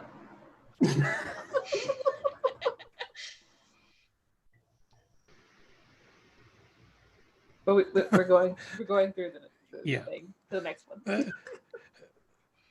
Marching order, Narita's first. Okay. Or swimming order?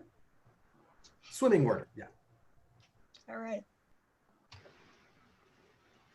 So you swim through some more aqueducts. Some of these tubes have like little viewports out into like the walkways where people can come through and view things. There are some fish swimming back and forth. They sort of like avoid you. I keep a kind of a running travelogue of where we're going so that the rest of the team can follow along in the not water part. Yeah. I don't know how much. Now, the thing is, I imagine that they don't need the travelogue because Fritz just has trackers on us. But Probably. So it's probably not actually necessary. And also, it's probably not very useful because it's probably something along the lines of, Okay, so we're in a tunnel and we're going, and now we passed some fish, and now we're probably going to turn left. So we're going left now. Yes, there's also some more fish. So I imagine the travelogue is probably not actually useful for somebody who's walking on land, but also you probably just are tracking us. But every once in a while, those of you who are walking along through the aquarium from the tourist side get a glimpse of your party swimming through the aquarium on the fish side. And then you disappear into some ductwork, and then you come out into and this like semi-aquatic habitat. There's it looks like it's all done up to look like a shipwreck. So there's like a sunken chest and like part of a boat sticking out, like run aground. And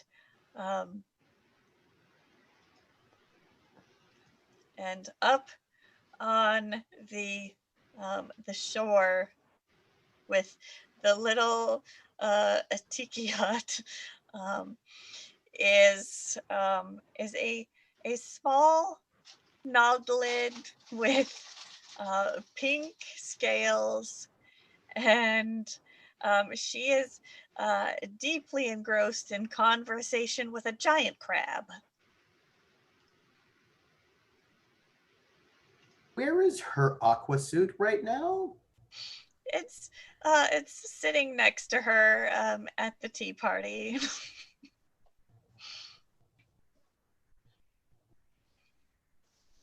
Does this crab look friendly? How giant? You said giant. Do you mean giant like it's like this big? Like, you know. It's a medium-sized creature, so roughly as big as you. Oh. Hmm.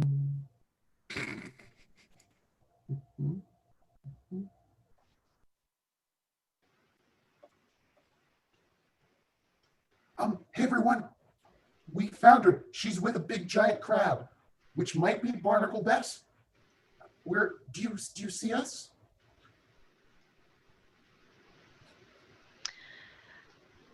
We follow. Yep.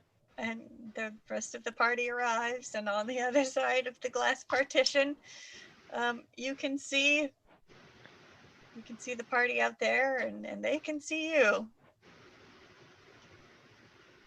Sanabra. And now we know where they are, kids. Let's step around the corner and see if we can guess how long it will be before they show up. And aside to the rest of the people on the comms, because I don't want to see what happens next, and I don't want the kids to see what might happen next. It'll be okay, right? Mara? It'll be fine. See the penguin, Rekmara penguin, just like dives and then surfaces and lands on the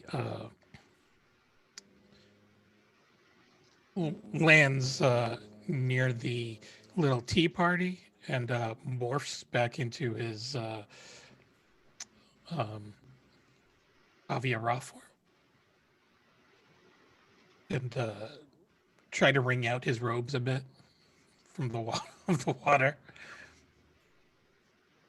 Okay.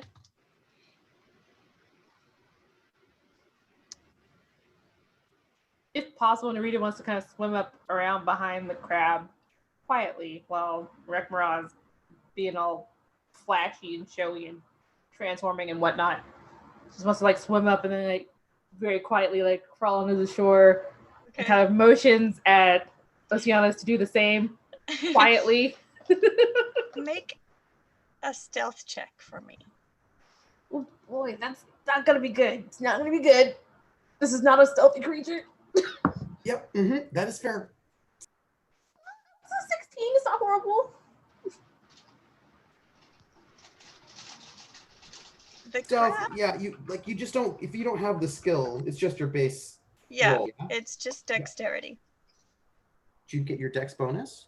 Yes. If you have 17. one. I do. I may not be wise or smart or charismatic, but I'm pretty dexterous and I can lift things too. Okay, so you swim around and quietly climb ashore, and the crab does not seem to have noticed you or Narita yet because it's busy conversing with a very talkative young Nautilid and looking up at the penguin that has just transformed into a different type of bird man and is wringing out his robes. And the crab says in common, my, St. Cuthbert has blessed me today. Who are you?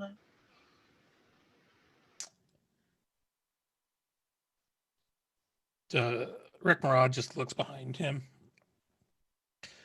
Oh, I don't have to cast another spell.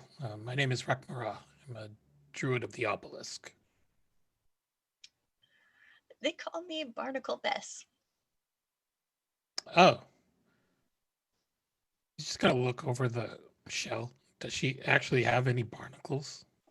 No. Oh. You don't appear to have any barnacles.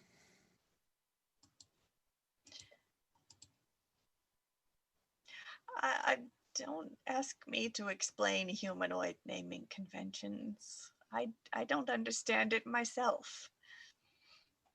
That's fair. I hope this child has not been troublesome for you.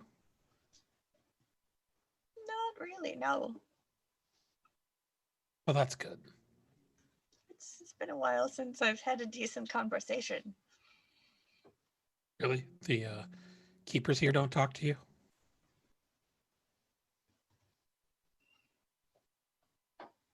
Well, they do now and then, but it's really just the same four faces. Oh. That's a little disappointing.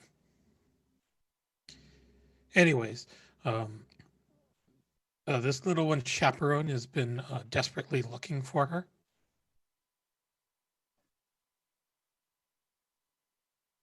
Well,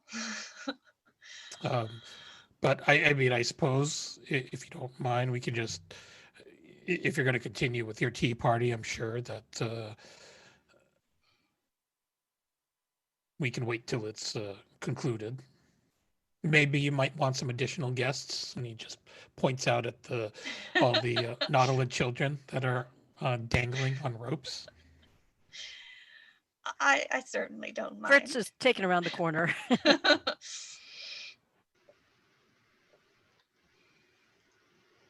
Just in case there was murder, I imagine. Yeah. You can sort of see the back side of one who's like just kind of like just around the corner and is trying to sort of like sneak back. Like Narita uses the comms. Is everything okay? What's going on? Yeah, it's fine. They're just having a tea party. Also, I guess question. If the Nautilid kid can talk to Barnacle Best, can we just understand this conversation? Yes, you can. The conversation is happening in common. Oh, okay. Well, we can like stand up and stop being like crawling on the beach, I guess. Yep. Now that everything is safe. It takes Oceanus like 2 beats longer. Like Narita gets up and like Oceanus is still on the ground and then realizes that it's okay and then stands up. Okay.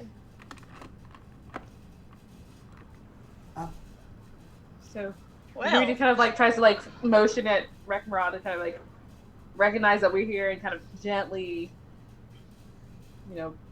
sway Bess towards us so that we don't just like frighten her from behind and then inside a crab attack.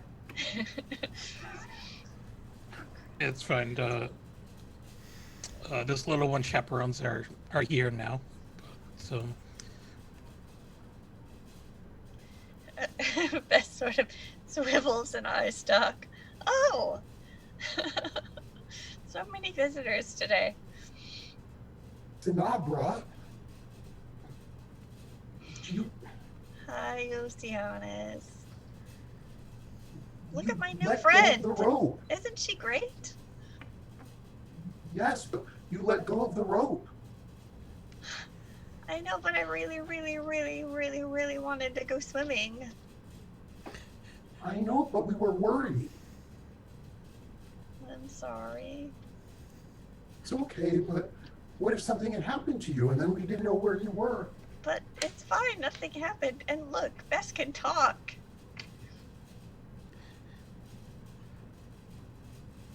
Nice to meet you. Bess, Barnacle Bess. Hello. Your ladyship, Bess? Just Bess. Rekmara's my friend. Also a great druid with lots of knowledge of the world of things. And then this is Narita, who is amazing.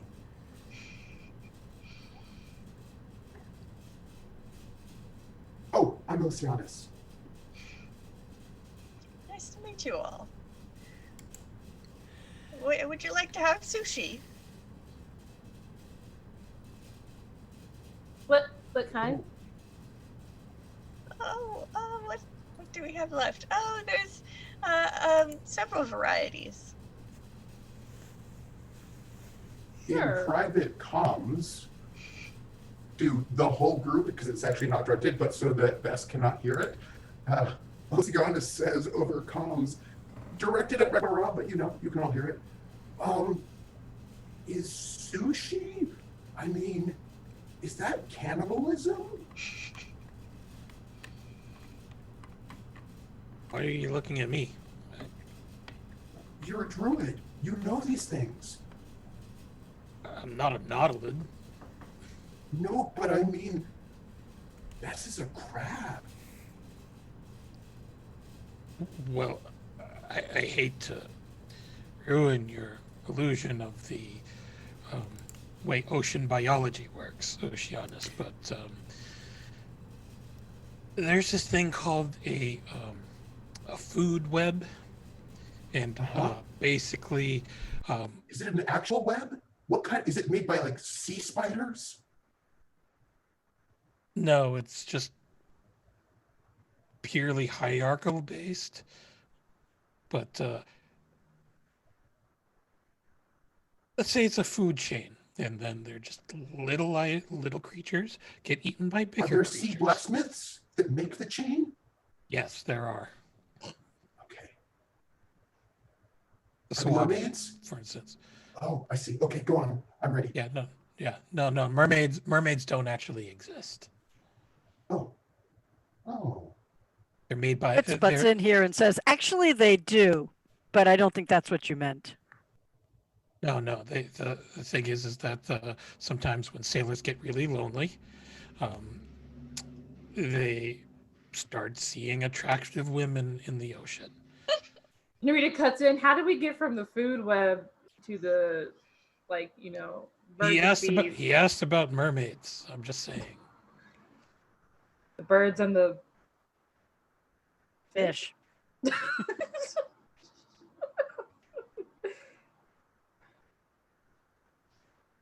But anyways, I'm sure this is fine. This is all above board. Where did you source this sushi?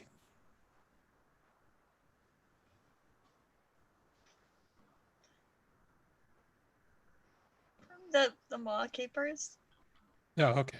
You see, it's the food that the maw keepers gave to Bessie. So I'm sure it's fine. Okay.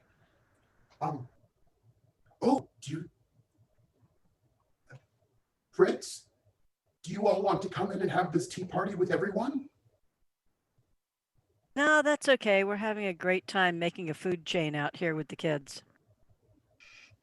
Oh, you have Sahagin blacksmiths there too? It's a pretend food chain. We're using the rope instead. Oh, okay. Don't eat the rope.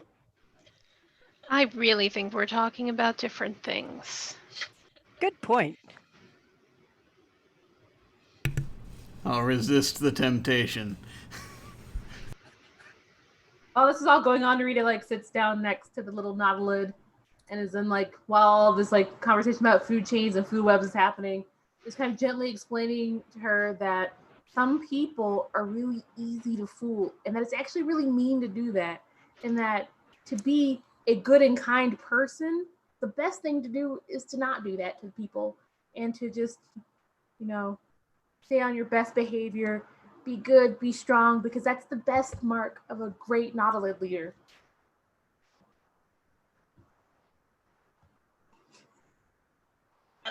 Sanabra will look over at Oceanus and say, "I'm sorry I sneaked away while you weren't looking." Thank you. I was worried, and also your friends were worried.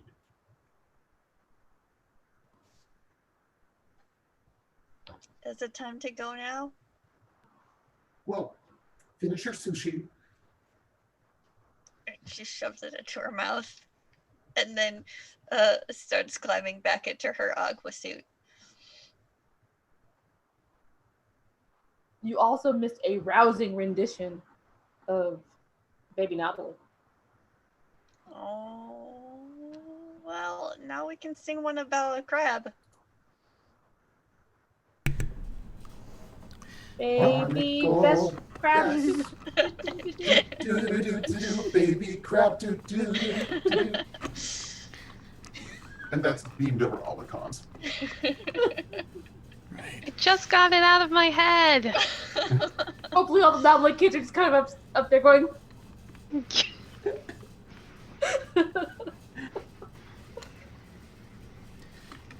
Don't we also Once we- have? Sorry. No, please go ahead. Uh, this is out of character. Don't we also have like a large talking crustacean, like it's somewhere in the inside the ship? I don't know that. We don't talk about that. No, I don't. You That's why I don't said know it's out of that. character. Yes, out of character. Yes, True. we do. Yes. the secret yes, lobster. we do. I wasn't. The Yeah, and I secret wasn't lobster. sure. Was it I wasn't the sure if that's secret been revealed to lobster? anyone yet or not. No. Secret lobster, hidden dragon? Yes, basically. Yeah. And I hope not. Basically. You're not going to dragon in Yeah, there no. too. somewhere in the coolant system. I think it's like swimming around or something. I forget. I'm just remembering, and I'm like, wait a minute. This would be a great place to house them if they want. Anyway, that's I don't know that. Wait, who does know about the giant crab in character? Fritz. Just Fritz. They stowed it away in their backpack. I'll when- bet the ship knows.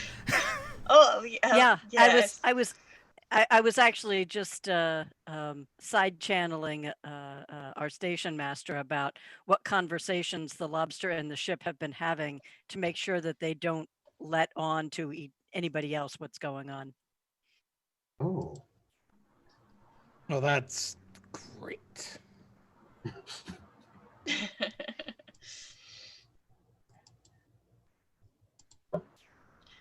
So I'm going to try to, once the sushi is eaten, I'm going to try to and Sinabra gets redecked into her suit.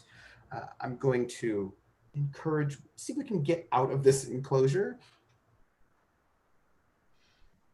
you will eventually find a way out of the enclosure and be able to It might rejoin involve the rest of the boosting. party. It might take a little while. You might have to swim back to the penguins. But eventually you find your way out.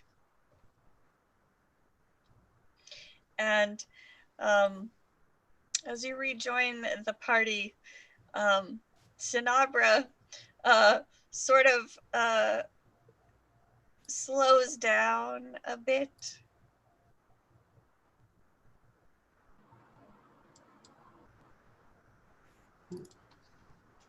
And kind of looks out the viewport that looks out into space instead of the viewport that looks into the aquarium, and she goes, "Oceanus, what's that? Is that a void maid?"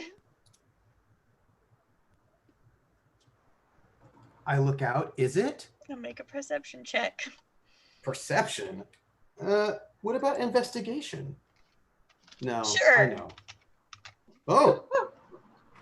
Yay. I investigate. That is a 22.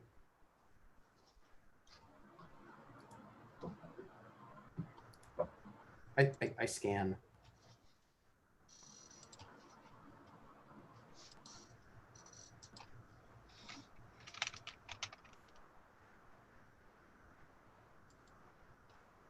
I don't know if you want to be successful on this roll. Like a 22 is a good roll, but like maybe we don't want to know.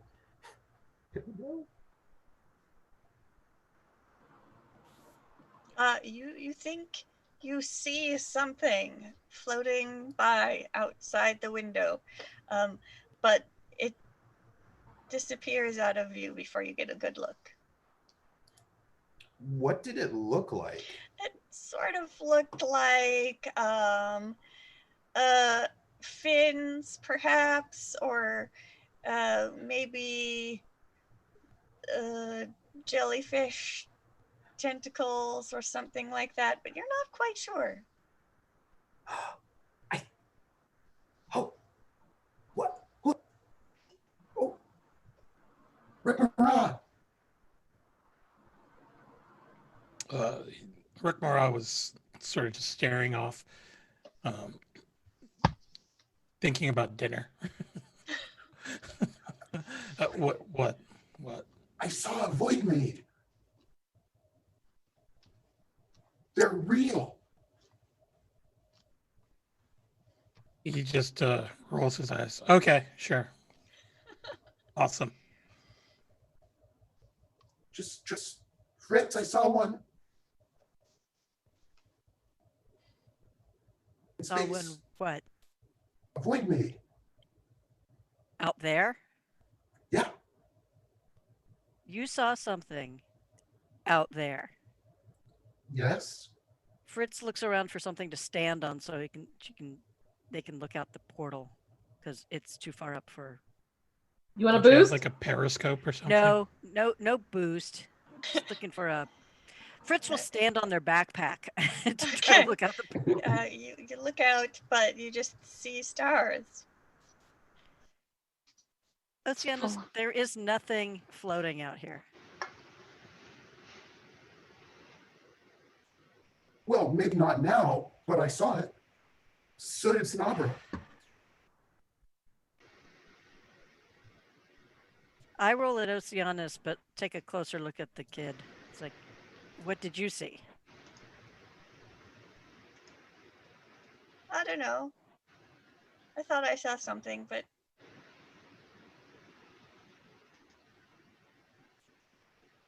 maybe it was just lights. What did it look like? Was, and I saw it too. That's neat. Ooh. What do you think it means? It looked like, you know, those little fighty fish? Mm-hmm. It looked like that, but like people-sized. Mm-hmm. There were In tentacles. space.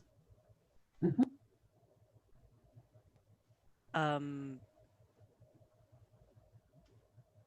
Thinking about history or arcane rolls, is there anything that would make sense for Fritz to try to see if this actually sounds like a creature that's known, or is it all space gas?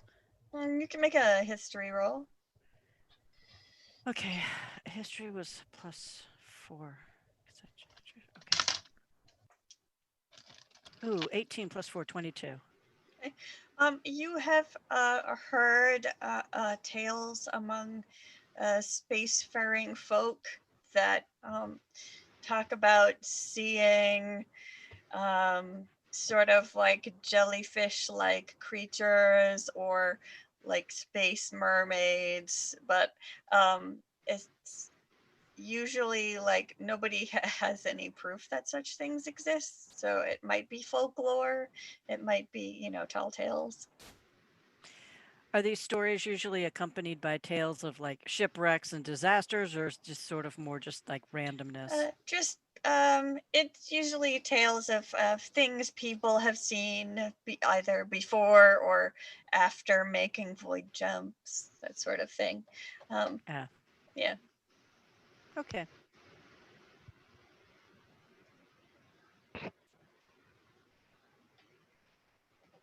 Fritz just shrugs, gets down off the backpack.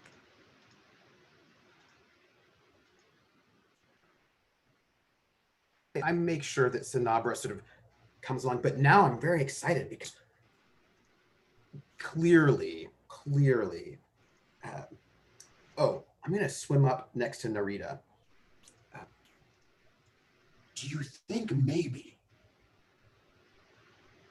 this is a secret, right? You told me it's a secret, so it's a secret, although this is still on comms for everyone.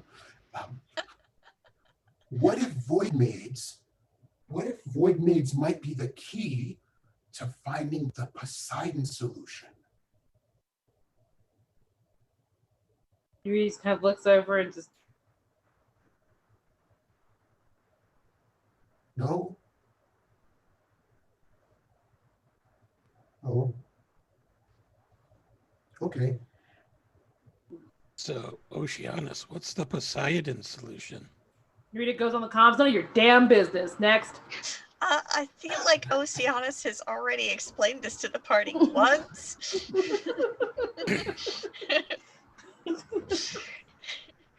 Because Oceanus likes to share. Oceanus shared all the Nautilus secrets a while back. Good you forgot. Again, I'm not like, I just feel like, so look, how can you find the Poseidon solution if you don't tell people you're looking for it? That's how teamwork works. You tell people you're looking for it, and then if they find it, they tell you. Right? But the That's why you team found isn't Sinabra. non-Nautiloids. That's the problem. The team is Nautiloids. But everybody here's so nice. Not everybody.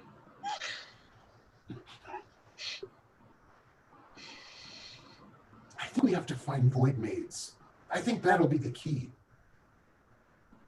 Or a possible key. To how? Narita just wants to know how this works. Well, okay, think about it. We're looking for a thing that we can't find. Void maids are things we can't find. What if void maids, because they travel or something, what if they would know? Either they know where it is, or maybe, yeah, I bet they know. If we could find one and ask one, then I bet we might save everybody. We could save everybody. And then I'd be a real seeker. Narita just like can't take away from that logic. She's just like, that's an interesting thought process. But just because there are two things you can't find does not mean that they are connected. I'm sure if you find a void maid and you ask it about, the thing that we're not supposed to talk about, Right. It would also not know about the thing you're not supposed to talk about. So I would suggest not asking it, not finding it. But that does not mean that you're not going to find it one day. And as a matter of fact, you should maybe mention Chiron when you talk about that thing we're not supposed to talk about with your superiors back on your ship.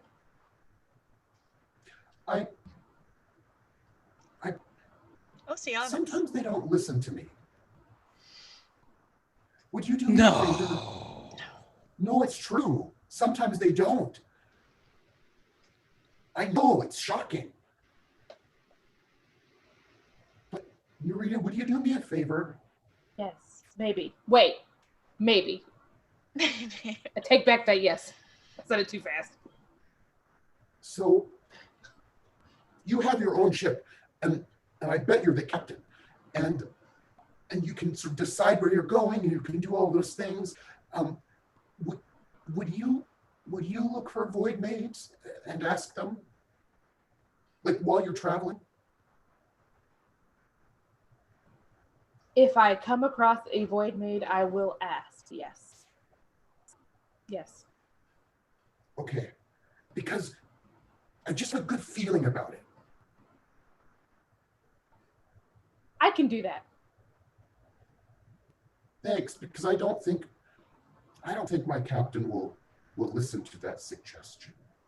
Yeah, I think we should keep that between us, and we'll work on it, and I'll let you know how that goes. And if anything pans out, I will be sure to give you all of the credit.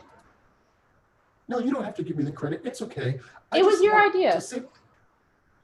Oh, thanks. I just want to save everybody. I just want to help. Yeah. Oceanus. Well, you may not think that Captain Azaleen would take your suggestion of going hunting for void maids. You do know that Captain Azaleen is currently conducting planetary scans of Chiron. Mm-hmm. However, she has not been having very much luck, because there is still some type of psionic interference that is blocking your scanning technology. And I say, also, we've been trying with Chiron for ages, and we just can't figure out what's on there. Brainworms. All our scans are being blocked. I have the brain worms. Brain worms. What does that mean? Are they worms that go in your brain? Just in your brain, Yes. through your ear? Yes, Well, Oh, actually. that's bad. No, that's bad. Do they fly? No. That's good. Do you want to know how they get inside you? Okay. How? So what happens is they turn people like me and you into mindless zombies, and then they'll latch on to people like Narita who are not infected yet, and then they will just send that worm to burrow straight into their head, and then they just keep going. Can we lay off the brainworm talk? Narita looks over at the kids because they can hear this too, right? But then they lay eggs. thought They're this was our giant, comms. ruled by giant brainworms. But the kids have suits on as well.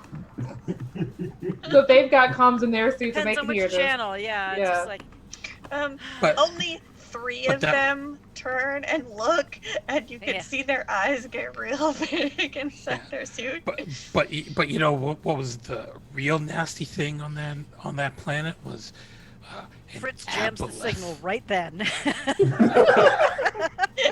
One of them's like, "Oh man." Narita goes over to the kids and is just like, "This is what happens when you don't follow directions." Cautionary tale. Watch out.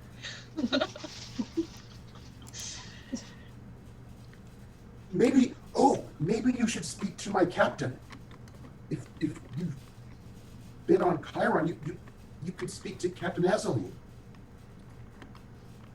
Is your ship currently on Chiron? It's in orbit. In orbit? Around Chiron? Yep. I mean, If your ship is in Chiron, do they just leave you here? Yeah. I think they They did. took a shuttle or a smaller ship. with just a small portion of the children from the ship? Interesting. Guess they're willing to risk the rest of them. Or the rest of them are somewhere else, farmed out with some other junior seekers. Sure. Wait. Perhaps we should There go is a back. group that went to Sweetmaw. Wait a minute. Are you saying that they sent me on this mission not just because they wanted to send the kids to the menagerie and also to Sweetmaw? Are you saying that they sent us away on purpose? Not Perhaps. just for educational purposes? Yes. Oh. But this means that they trust you to keep these kids safe. It's a very important mission, and you are doing a great job. Just, keep an eye on them. But perhaps, while you and the kids stay here and you continue your very important mission of keeping them safe, we could see what else is going on and what your captain is up to. And we can see the brainworms. We can go back to Chiron. No brainworms. And I'm the captain, so this is up to me. We're gonna have a little talk about. You're the Wait. captain? I didn't vote for you. I didn't vote for you. I don't think the ship voted for anybody. Wait. One of the you kids vote for yells, Captain? "Help! I'm being repressed!" I think what happened was that there was this a void maid who gave a sword to the captain, and that's how that is decided. Just Excalibur. Well, Right, but since we haven't seen a void maid, nobody has the sword, and so the ship basically gets to decide. Final decision. well, as interim captain, Shouldn't Unum be the interim captain? look, till we get back to the ship and Unum decides, as interim captain. Why do you want the ship AI to determine who's the captain? The ship AI serves the ship. It was born yesterday also. I feel like this isn't a That thing that ship we need. knows things. Anyways, So I thought we will were an you- autonomous collective. Rita's just saying things in front of Oceanus, but doesn't actually mean them. But because Oceanus trusts Narita and feels that she has this very strong leadership role, she wants to sort of reinforce that you all can roll your eyes. You know that she doesn't mean it. She was swathed in silk and wasn't paying attention to anything the other day. I'm all for going back to the ship with the kids. Let's start with that. Should we take the kids though? No I think kids. we should leave them I don't- here. no. Yeah. Yeah, kids stay here. They're safer here. Yeah. Very well. Bye, Oceanus. Okay, well, say hi to my captain for me, would you? We will. And we'll let your captain know the great job that you're doing. Captain to captain. Oh, thanks. Wait, is there anything I can do for you all? Like, do you want to know about the druid secrets? Wait, what? Druid The what? Secrets? What druid secrets? Druid secrets? Yes? Here on the menagerie. Okay. Oh, I don't know what they are, but they're here. No, they are. They're a druid sequencing. Didn't you see? Lila Enya. I don't know who knows about them, but clearly little Enya knows about the druid circle and the secrets here. I mean, everybody knows about that. I mean, it's a secret, but people talk. Rekmara is going to look around and see if there are any druid marks or symbols that are discreetly left around here. Make a perception or investigation check.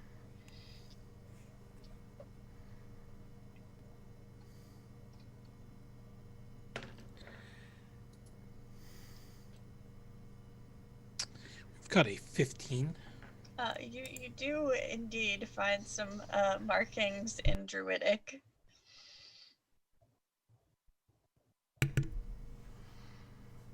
Oh. Oceanus is the one you want to tell all your secrets to. Oh, I'm sorry. Let me laugh louder.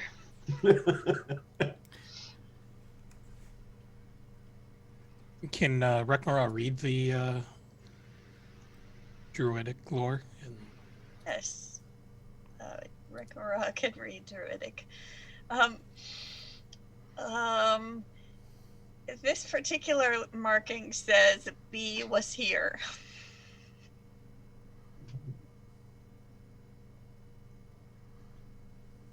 Well, that was entirely helpful. That's it? Nothing else that was actually really interesting? What was it? What did you see?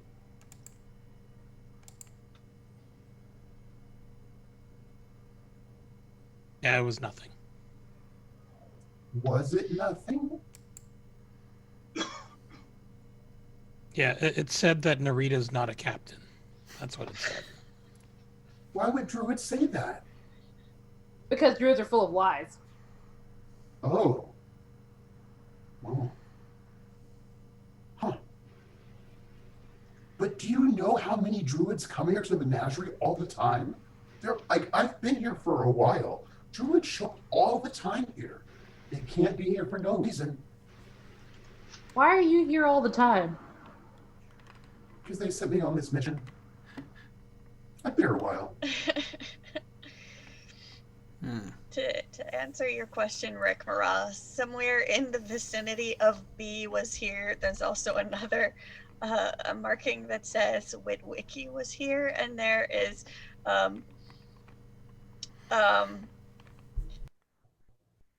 something that looks vaguely like a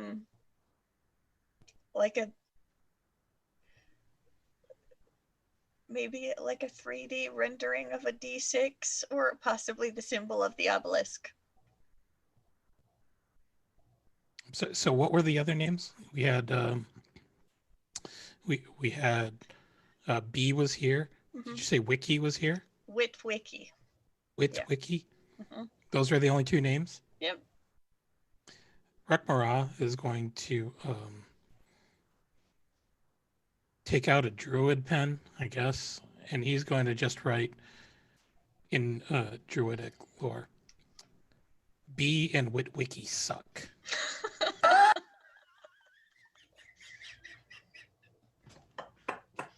So was this whole thing just like druid graffiti, essentially? Just Oceanus.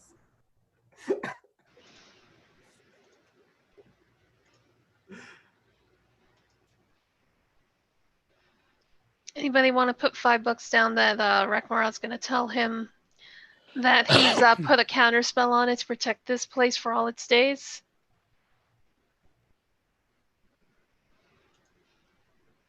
He's also going to scroll in, stop vandalizing this place, you motherfuckers.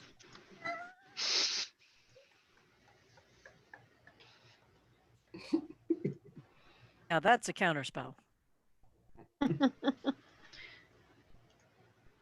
He's also going to sign the Archdruid's name to it.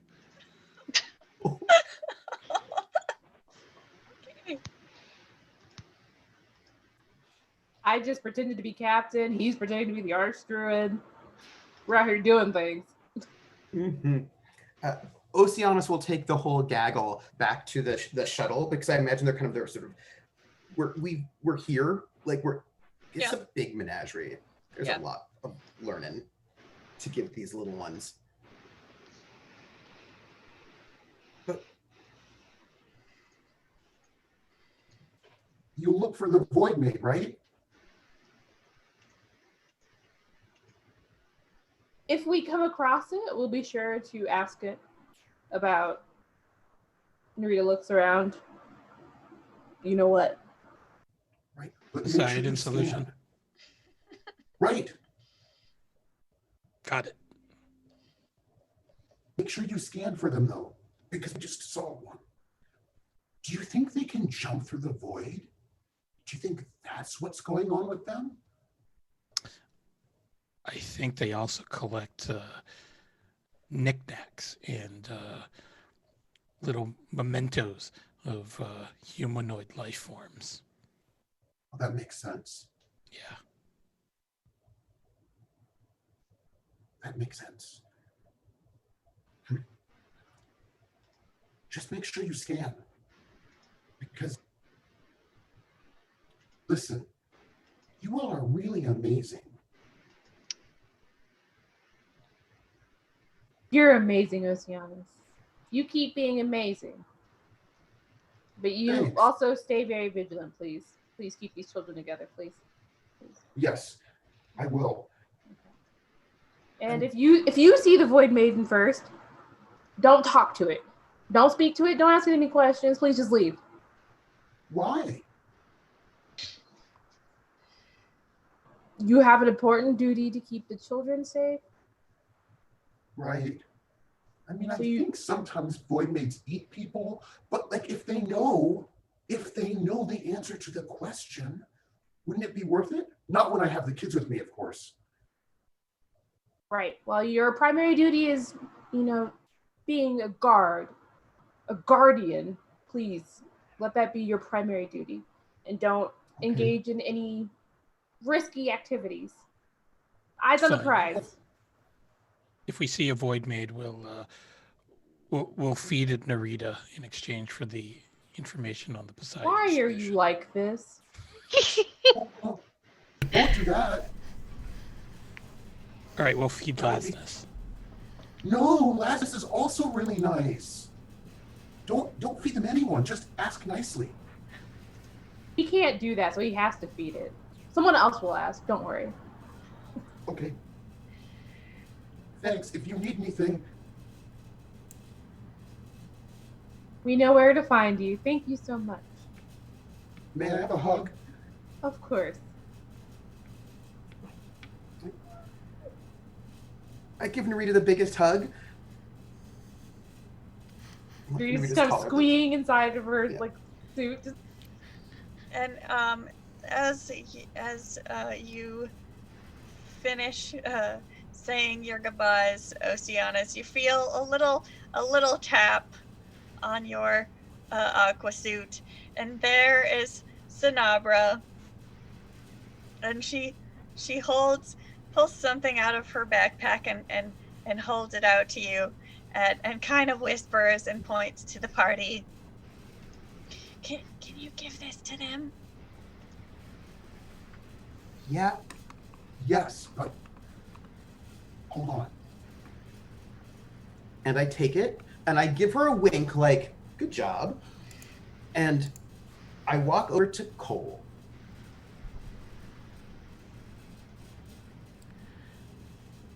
Hey. Oh. Yeah.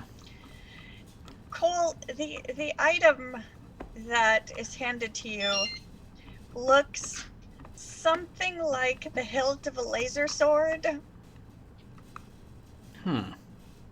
But with your knowledge of weaponry, you would recognize that this is not a laser sword, but a photonic lash. So it's a laser whip. Oh, what was she doing with this? I just look like, what a silly question. as if like, Nodlets have stuff. I mean, he'll go ahead and take it, and he'll say, "Thanks. Listen, take care of these kids, okay? Make sure they're not being neglected or taken advantage of, okay? It's kind of important." I will. I mean, don't let them have things like this, for goodness sake. This get hurt, they get hurt. Wait. Oh.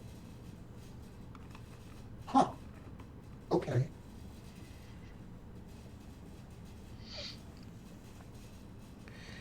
Take care, okay? Cole, I wanted to thank you. What I do. Well, the last time, when you all rescued me, you just said a couple of things to me that were really nice. And anyway,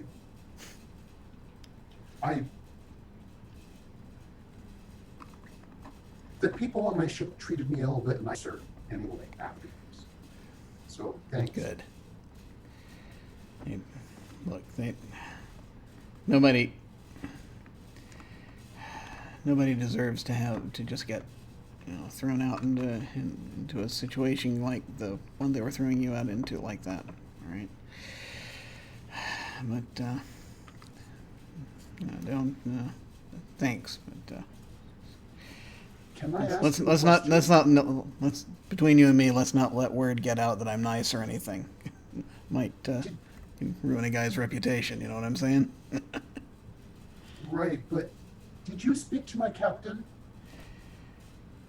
Yeah, Narita and I ran into your captain when we were delivering some of them, and he just sort of points over to one of the ones from the litter we picked up. We exchanged a few words. Just wanted to make sure that let's just say I've seen things happen with young recruits before, and I just wanted to make sure they don't make the same mistakes with anybody else.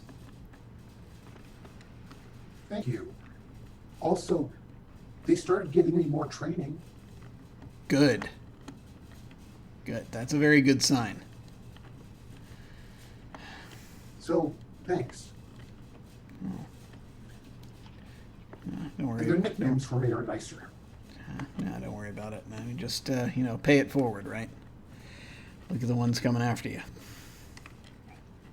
Thanks, and this is a great crew.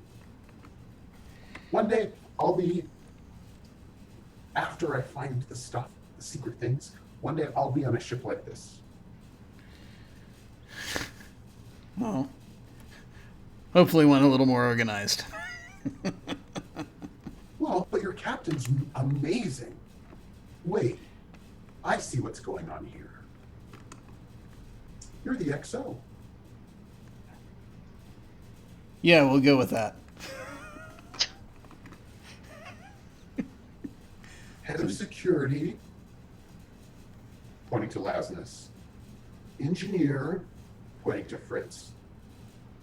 Navigator, pointing to Rekmarov. I guess I'd pass for what you might call the ship doctor. Oh, ship doctor and navigator.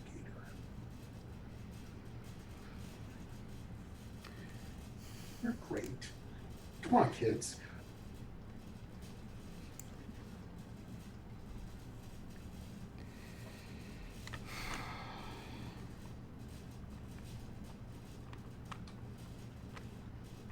Leave it to children, Rekmarov.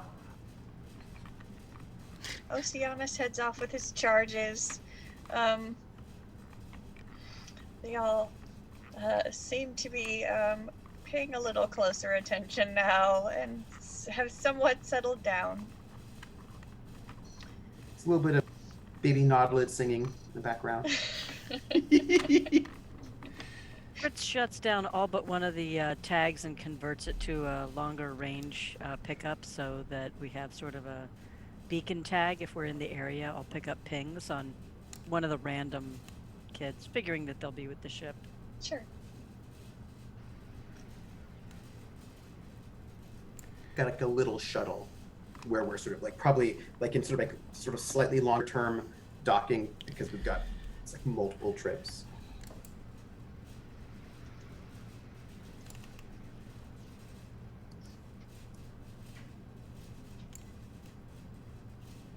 Are we back on this Space Ghost?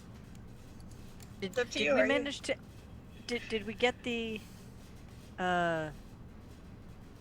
Get our arachno horse, whatever, squared Yes. away properly? That was Okay. the first order of business Yeah. before you ran into Right. So we had Oceanus. actually finished that off So, before yep. we ran into Oceanus. That's Got it. that's Oh. all done. That's taken care of.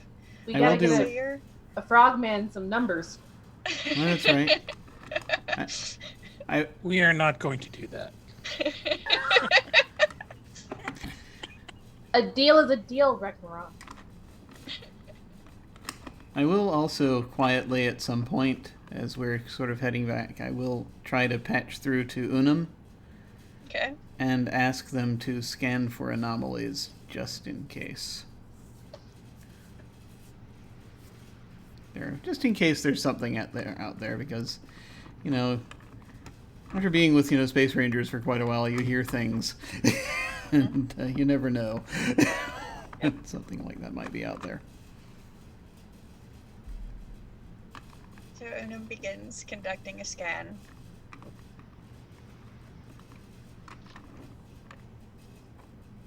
And you are now free to explore the station or return to base. And that's where we'll close the session. Awesome. Yay! Very cool, very cool. This was fun. And also very, very happy. Okay, vocabulary is breaking down. I think we better go ahead and start our outros before my brain collapses. But this was fun. This was a neat little excursion, and I am very I'm very interested in the menagerie. It seems like a very cool place, and also seems to hold secrets, which is fascinating. But we are going to do our outros, but I'm going to, instead of the usual order, I'm going to start with our guest. And once again, feel free, folks, to tell folks where they can find you and any final impressions you had about this session, any favorite moments or what have you. And we shall start with Trooper. Hi everyone, I'm Trooper SJP, and you can find me at Trooper SJP here on Twitch, where I am currently streaming some video games, but I will be starting up streaming one GM, one player Cthulhu Confidential on the 16th, Sunday the 16th of August, with Jackie Dash, and we're gonna see what her ice cold investigative journalist, what kind of trouble she gets into. And this was so great. Oceanus loves you guys because y'all are just like so nice and like so fun, and he just thinks you all are so great, and he's got a little bit of stars in his eyes for this crew, because they think you're pretty cool, all the stuff, and I hope I just had a great time. I just feel like Rek Marat's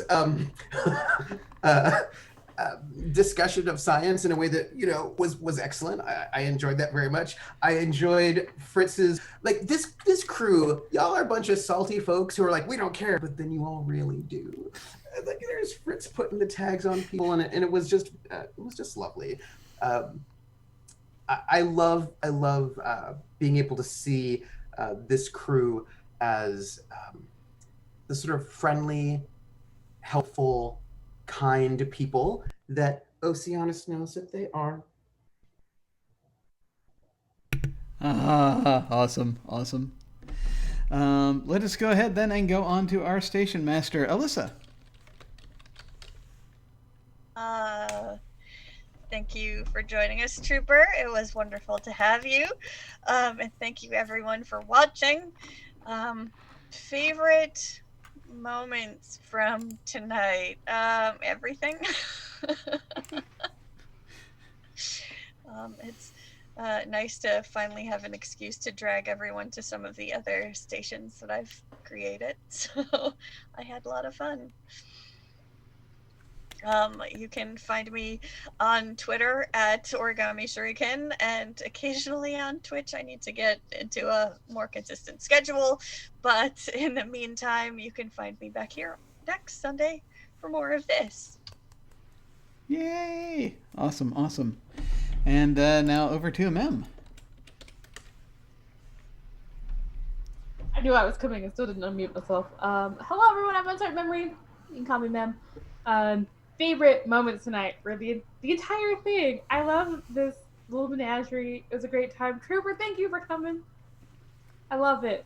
This is like so near and dear to my heart. Just this lovable little fuzzball of joy and just, I don't know what's the word for it. Calamity. I love it. Yeah, everything was fun. Enjoyed the entire time. Rek Mara being mean as per usual. Loved it. You can find me mostly here on Sundays, randomly on my stream, Uncertain Memory on Twitch, Uncertain Mem, sometimes on Twitter. I don't say a whole lot. And in a few weeks, maybe sometime next month, you'll find me on Friends Who Will Die for my second actual campaign. There'll be a little bit more information about that coming soon. So I will let everyone know. I want to give you the heads up. There's more of me coming. Yay! Awesome. Excellent. And now over to May. Hey everybody, my name is May. You can pretty much catch me here on Sundays, and that's about it. I had a wonderful time tonight, and Oceanus, it's always a pleasure to have you here. Thanks everybody, looking forward to next week. Excellent. And now over to Cazimi.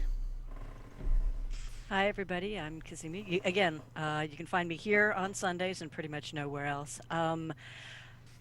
Love having Trooper come in. Love Oceanus. Love watching the entire crew trying to get Oceanus to focus, to stay focused, to stay on track, to not go every direction at once, and to keep us from going every direction at once. I loved the way that he got Rekmara to completely go off on tangents with him. That was amazing, especially because we all give Rekmara such a hard time. So it was fun to watch somebody give it back to him tonight. Looking forward to the next time you can join us. Yay! Awesome. There will probably be some sort of calamity involved when I show up again. I mean, probably just a little. It's entirely Yay. possible. But no traps. No traps. Hopefully no traps. And finally over to Anino. How's it going, everyone? My name's Anino. You can find me best on Twitter at Anino Gaming. It's always fun to riff off new people. And this was a really fun little side mission plot that kind of reminded me that I had other druid powers other than just slinging evolution stones at people. So let's see. Next, you can find me at 9 p.m. Eastern Time on Wednesday on the Utopia Twitch channel for the 3rd episode of Kanya, where I play a mysterious tea-loving stranger. And then Thursday is hopefully our season finale of The Sprawl, which we didn't get to last week, but we will get it done. And Bill will probably not live, but that's okay. And then, let's see, Friday is the next installment of Cyberpunk Red. And then swinging around back, Saturday we might actually have Invisible Sun, which would also probably be the season finale. So lots of finales coming up. There are any other projects that you might be interested in having me on, feel free to send me a message. So, yeah, that's it. Awesome. Yeah, definitely. Absolutely. I gotta say, I think that my favorite moment tonight probably was Rekmara turning into a penguin. That was glorious.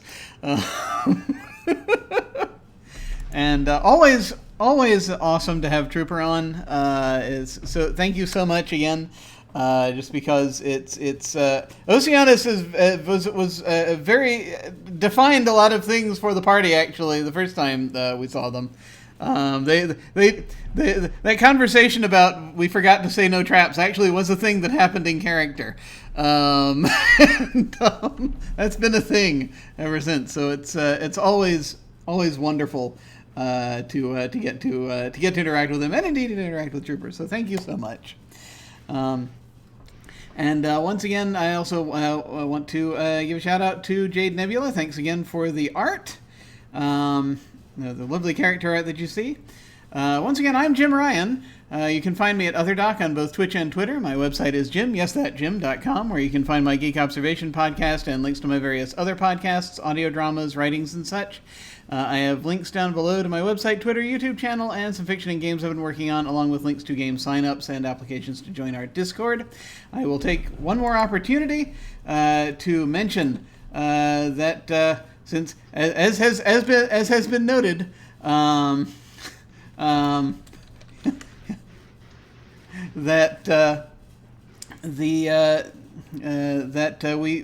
because we are still actually technically within the time span of the Sprawl campaign, our donation drive for the Bale Project is still ongoing. I think we got about, last time I looked, we had about $200 left to meet our new goal.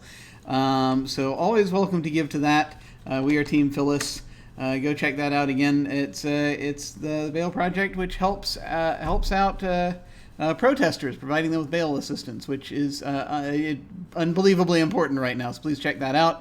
Once again, also check out Campaign Zero, which is an organization dedicated to ending police violence. Please check that out as well.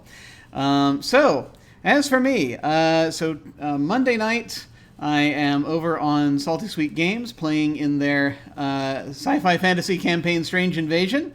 Fantasy World, Alien Invasion. It's an awesome combination.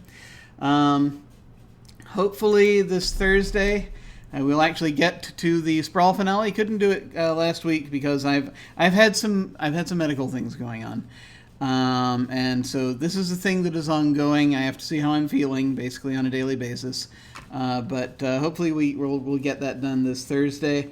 And then, of course, on Saturday night, also, we're going to try to get our finale to the current part of Invisible Sun. This that's been going for like a year now. That we can finally leave the train behind and go on to other things. But we shall see. We shall see. And then, of course, Sunday nights we're back here with the crew of Unum. With the crew of the Under New Management, playing Dark Matter, and so always welcome to see folks. Right now there are no signups running. It's because of the medical thing, and because of also just the need for bandwidth and taking a break. I don't have any running right now. I know what the next thing is going to be, what the next couple of things are going to be, both short campaign wise and one shot wise. But we will, I'll make announcements for that when I feel I'm ready. But I as I am fairly constantly reminded, I have to actually take care of the whole being alive thing before I take care of any of that. So that's taking priority right now. Once that is sorted or better under control, then we will then I'll be able to actually put out more signups. So do look for those at sometime soon. I shall make note of it. But let's see. When we hit the end card, I'm going to send a raid over to somebody. And there are a few different people streaming right now. So I'm just going to... I shall glance over them and we'll see which one we're heading to. Might head back to Dead Aussie Gamer. Might head over to Featherfall Tabletop. We'll see. But we're going to go over there when we hit the end card, say hi to them. Feel free to hang on and say hi to them with us. Again, that is when we hit the end card. In the meantime, folks, thanks very much for watching. Take care, and we'll see you next time. Farewell.